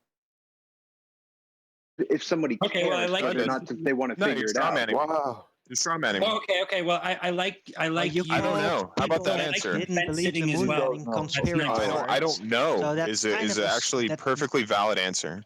Yeah, it is. But I like that. Just in case anybody wants to know, check out the work of James Collier. He did a documentary about 45 minutes called "Is the Moon a Paper Moon?" Came out in 96, 97, and died shortly thereafter, like a year later. But he went and checked out all the spacesuits. He went down to the museum, took measurements. His contention was that they couldn't fit out of the LEM, that the LEM opening was too small for them to get out with the And all that spacesuits stuff on. they had in the LEM is pretty suspicious. But if anyone wants anything from the Bonneville Salt Flats, hit me up. So there's no proof ketalogic17@gmail.com. I told you. Are you Let me know. told you, I'm ahead John. of that. retracting that? Are you retracting your statement that there's really no proof at all? I didn't even say that. That it was fake. Yeah, you did. You said there was You're a freaking idiot. Why don't you open your ears, your little wood elf ears, and listen? Thank you that's so really much. nice, Have a but good one. people can actually scroll back in the Hangout. No, and he said he's not aware of one. Hey, Nathan. It's not like he didn't know. Hello. He just wasn't aware. I just wanted to. Go ahead. I thought it was funny that he had to mention my elven background. They still thought that was kind of like a bullying trick back then. So funny. I told you he had his salt flat observations by this time. Yeah, but he didn't have his portfolio. He wasn't running around with it. He was just check me out. Yeah. Say that the argument Brenda was bringing to the table was, where's the definitive proof of gravity? And they say that there isn't one, but that's not how science works. And what she was trying to explain was that you need to demonstrate in order to explain it, which isn't really science. In other words, you can't explain gravity; you can only demonstrate it. Well, yeah, and also a massive amount of helium, which has. Somebody told me that guy died. That's Haunted House. That wasn't Haunted House speaking. That was Haunted House, yeah. Was? Yeah, but He died, bro. I thought he was. Somebody told me he died. I don't know if that's true or not. Anybody know? That's the first time I'm hearing that. Yeah, there we go. When? When did that supposedly happen? I don't know any of the details. I was in a Validation Boy live stream really quite late at night. It was about 2 a.m. And it just turned to that subject for whatever. I think VB has now started to cover true crime. And for that reason, it turned to that subject. And there was just a list of people that had died. Because I was like, oh, not that many people have died in Flat Earth. And then somebody started listing them all off. I was like, oh, yeah, I forgot about him. Oh, yeah, I forgot about him. Oh, yeah, I forgot about him. And then when it got to Haunted House, I was like, oh, really? He died too? And then, a few of the people that I knew had died were listed off. But then at that point, people in the VB chat were just trolling and, saying that Validation Boy had died and, things like that. So there's suddenly all sorts of names getting thrown around at the time. But it struck me, and I'm pretty sure I did double check and ask, and the person that had given me the list, I was like, are you sure that's correct with Haunted House? And there was one other, I can't remember now. And he was like, no, I'm not just messing around and trolling you. Those people are actually dead. The other one, because someone else in the chat was when Flat Earth Fucker came up. They're like, no way, Fucker's dead. And they're like, no, he is. Yeah. Apparently dead. And I was like, yeah, no, I confirm that one. As far as I'm aware, he is now deceased. So you're like, okay, maybe Haunted Houses. I was unaware of that. But there was others that, like everyone else, was trolling me about. They're like, well, Lord Stephen Christ died in jail. Did anybody else know that? Well, I didn't know that. Yeah, I did. Right, but I didn't. So when I'm like, really?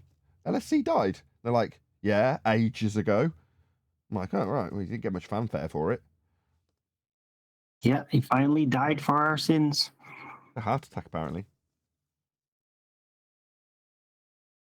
Well, if that's true about Haunted House, then rest in peace, man. Exactly, if it's true, but you don't want him to turn up tomorrow and go, excuse me. Yeah, that's why I said if it's While your true, eulogy I was don't know. delightful, I'm actually not dead.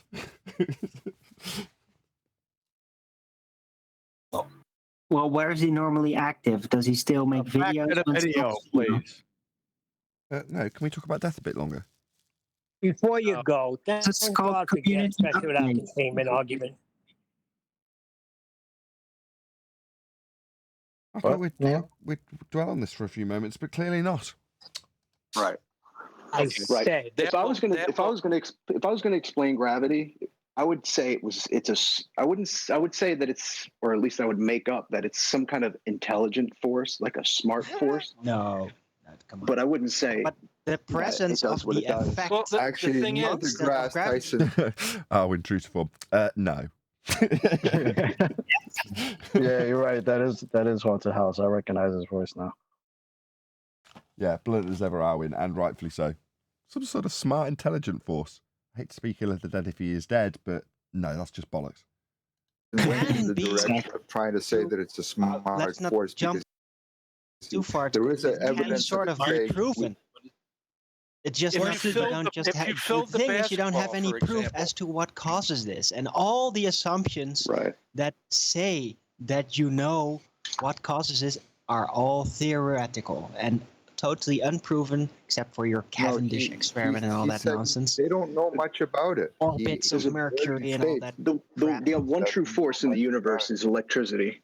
That's for sure. And there's No, a book but on the this effect- called Gravity's I'm a Myth by I'm not Robert saying O'Tay. that you know what causes Very it. good book. But the effect can definitely be measured out and proven through The acceleration. We're dealing with his gravity weight. plane, basically. It's like just the another diving word for plane that buoyancy. will- We're if dealing you with his go at a certain acceleration. speed, then the effects of gravity will Why negate can't we and call it also buoyancy? causing the effect One at a time, buoyancy guys. and Is that it from Tim This Ossman? is Is that was- This it's is so so relative density. Okay, is that it, John?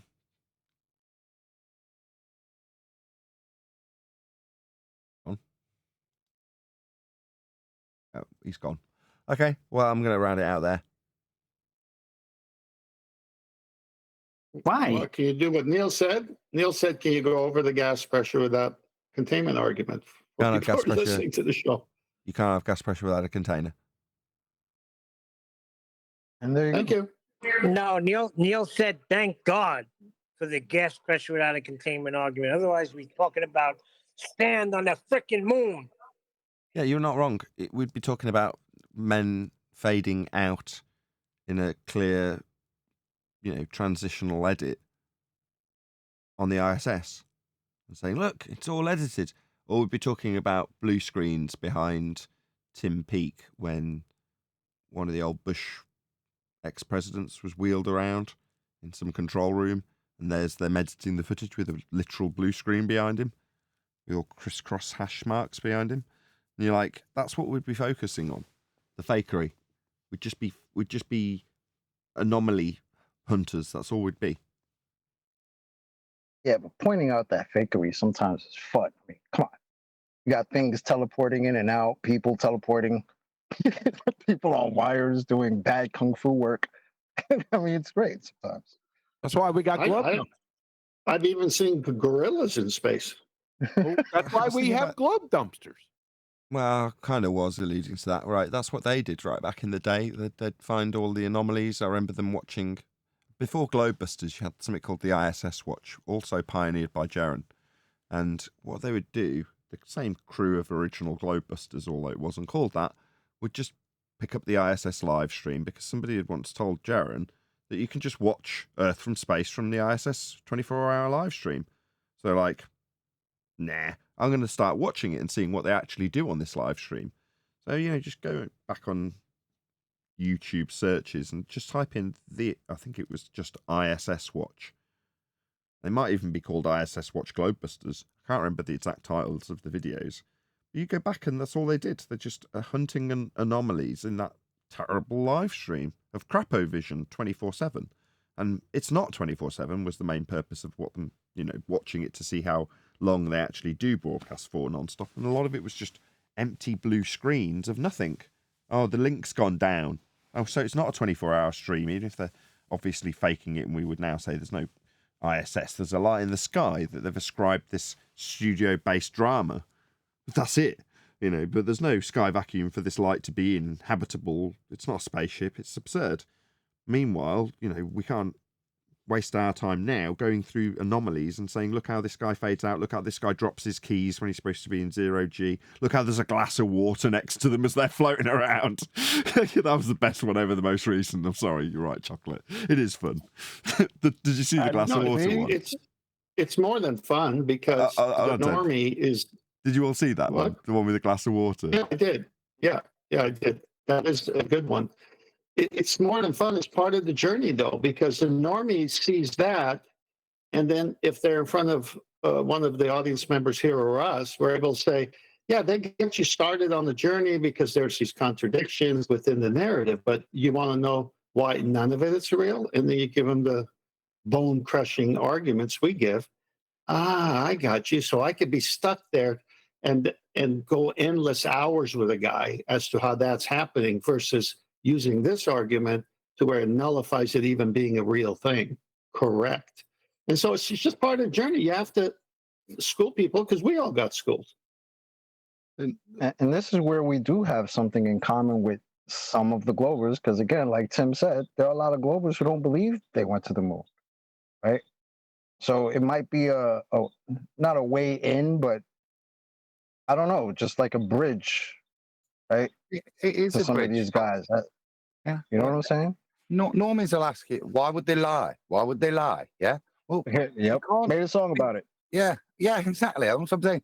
Part of the stuff we get asked is, and we asked ourselves, why would they lie? Well, you still don't know. But what this is useful for is demonstrating that they are lying.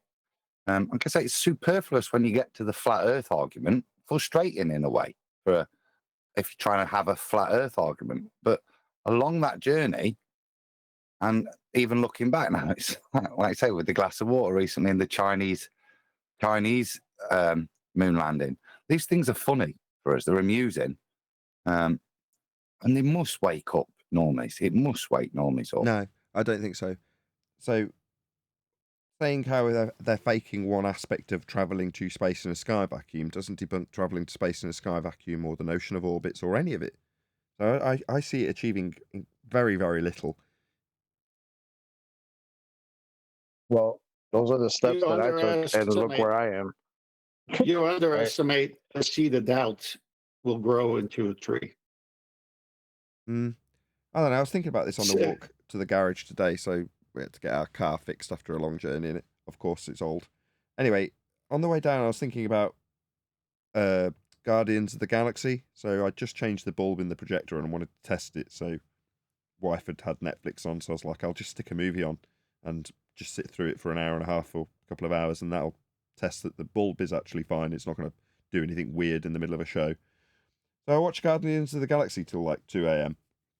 Anyway, throughout the movie, all that I kept thinking about was that recent video we covered. Do you know the guy with the building blocks, where he shows how the foundation of the Jenga cosmology. Jenga cosmology, exactly. Well, throughout the movie, what was ringing through my mind was, although I'm not trying to decry what Russian Vid says or any of the work that he does when he points out truth in movies and lies on TV, I'm not trying to decry that. I'm just saying that the overarching reality is that movie in particular, and lots of others like it, just brainwash you into all of the notions of the foundational Jenga that we saw in heliocentrism. Your suspension of disbelief is being reaffirmed the entire time with all of the different concepts of evolution in that particular movie. The whole premise of the movie is one guy playing God and taking animals and taking them through a rapid process of evolution. So like, okay, well, that's not ticked off the box. They've got obviously gravity boots that are going to stick them to the ground with the force that gravity is. You know, every little aspect of heliocentric indoctrination traveling through space. The whole premise is Guardians of the Galaxy, and the galaxy in their depiction is space. Well, when you talk about things like debunking the flaws in the footage, you can understand how someone can still retain all of the heliocentric indoctrination and just say, I do believe that this imagery is faked. But then you end up with someone like Joe Rogan talking about the dark side of the moon and the space aliens that they had to hide from the public. You know, they just invent a new story.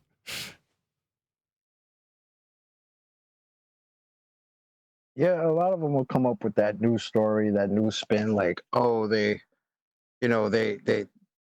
went, but they didn't tell us how they went. Like, there's all types of variations that they'll come up with. But at the end of the day, there's a reason that now they have to come up with an excuse, right? Now they're the ones pitching a story to cover up for the people that they supposedly believe. You know what I mean? Yeah, I totally get you.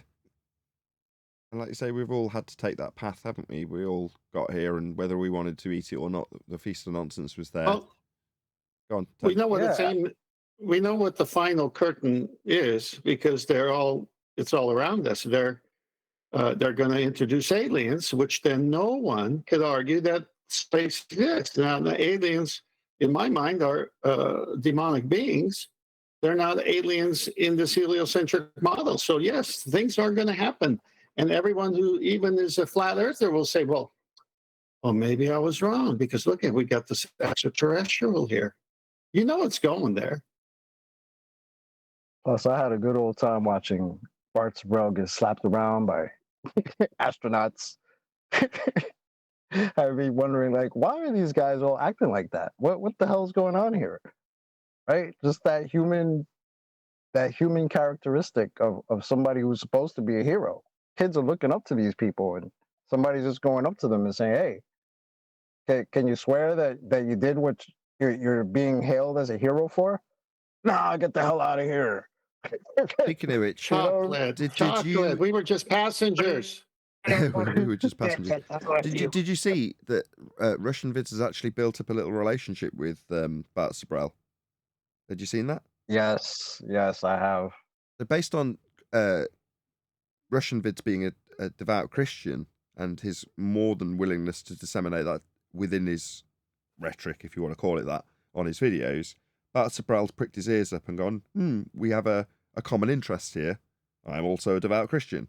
So on the first interview that Russian Vids did with Bart Sbrell, he explained, like he did with Pat Steer actually, no, I'm not a flat earther. However, because of the mutual respect we have with our following of Jesus, I am willing to give you an interview, even though we are starkly opposed in terms of your belief in the earth being flat and mine in it being spherical.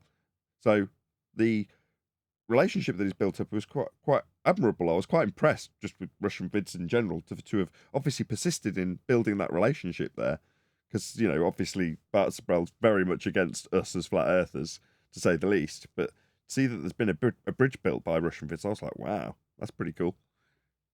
Yeah, he's very against us, but he's very against the moon landing. That's the end. Let me give you a contrast. Recently I switched church fellowships because I had a one-on-one with the pastor on the subject of what the Bible teaches and the heliocentric model versus geocentrism in the Bible. And then, of course, it led to flat Earth and all that.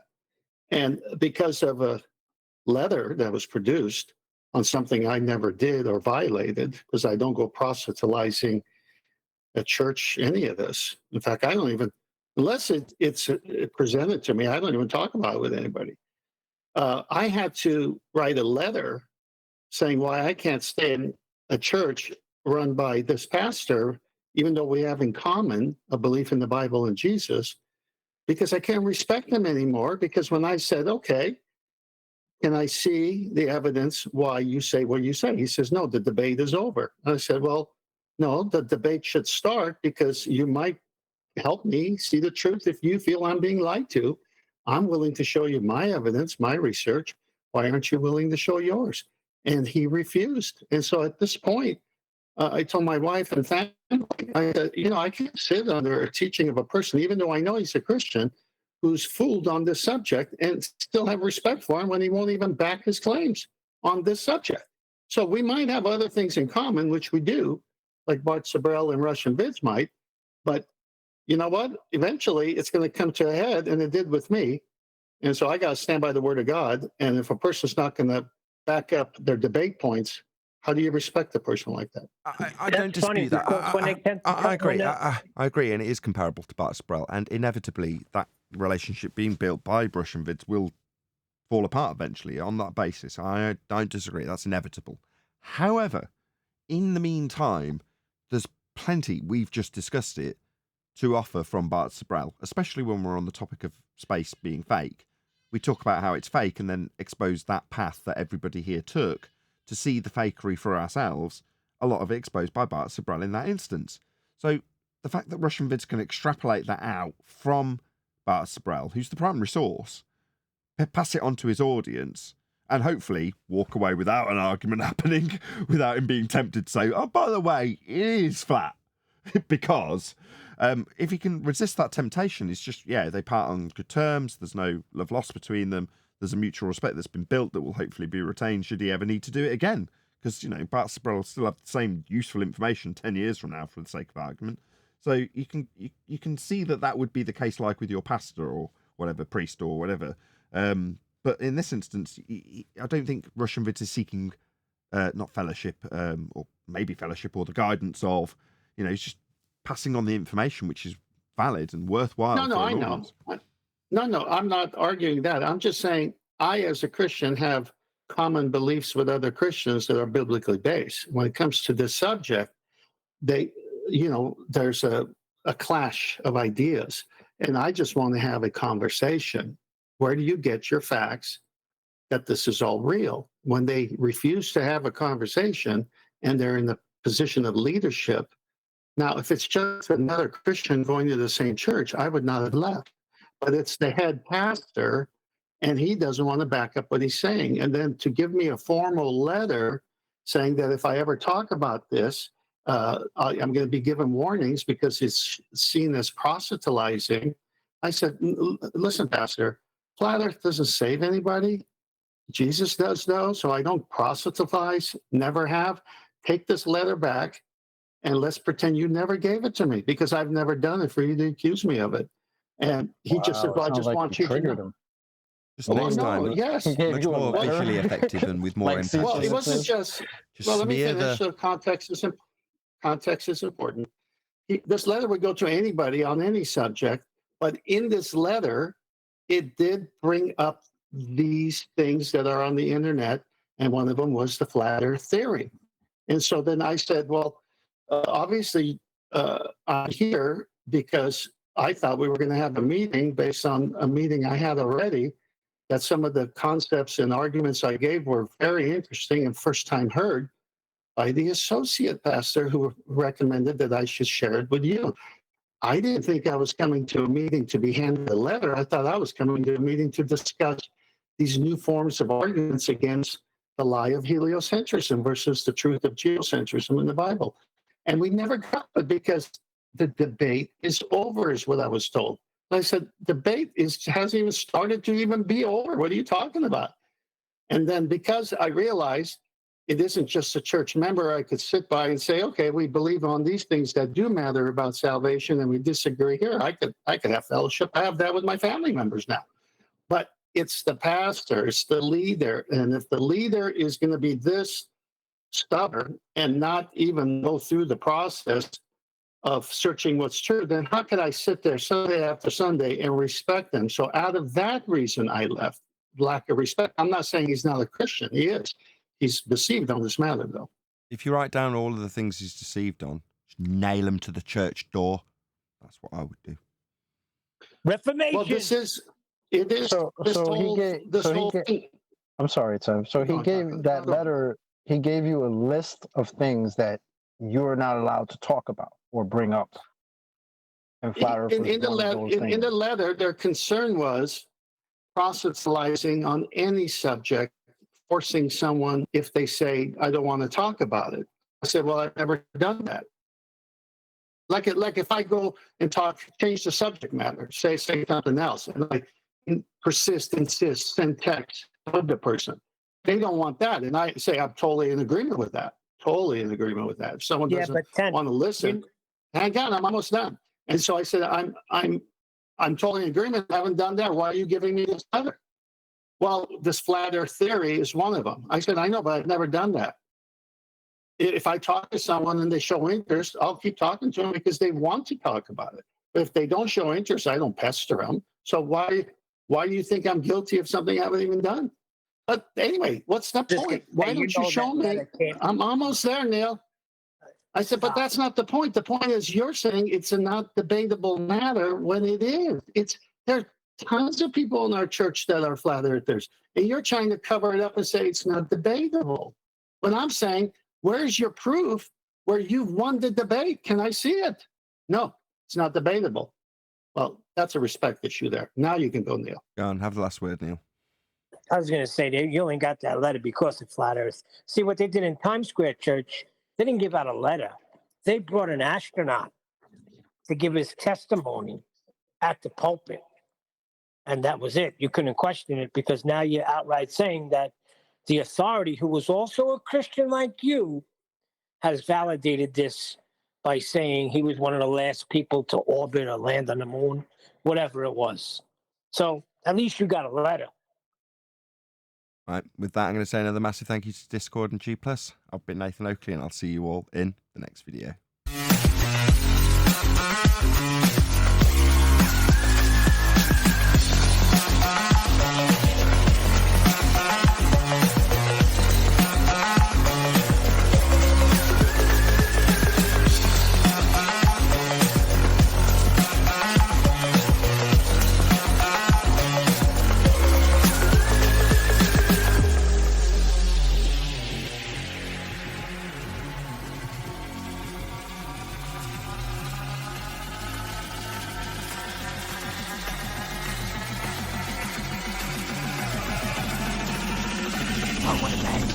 What a lovely day!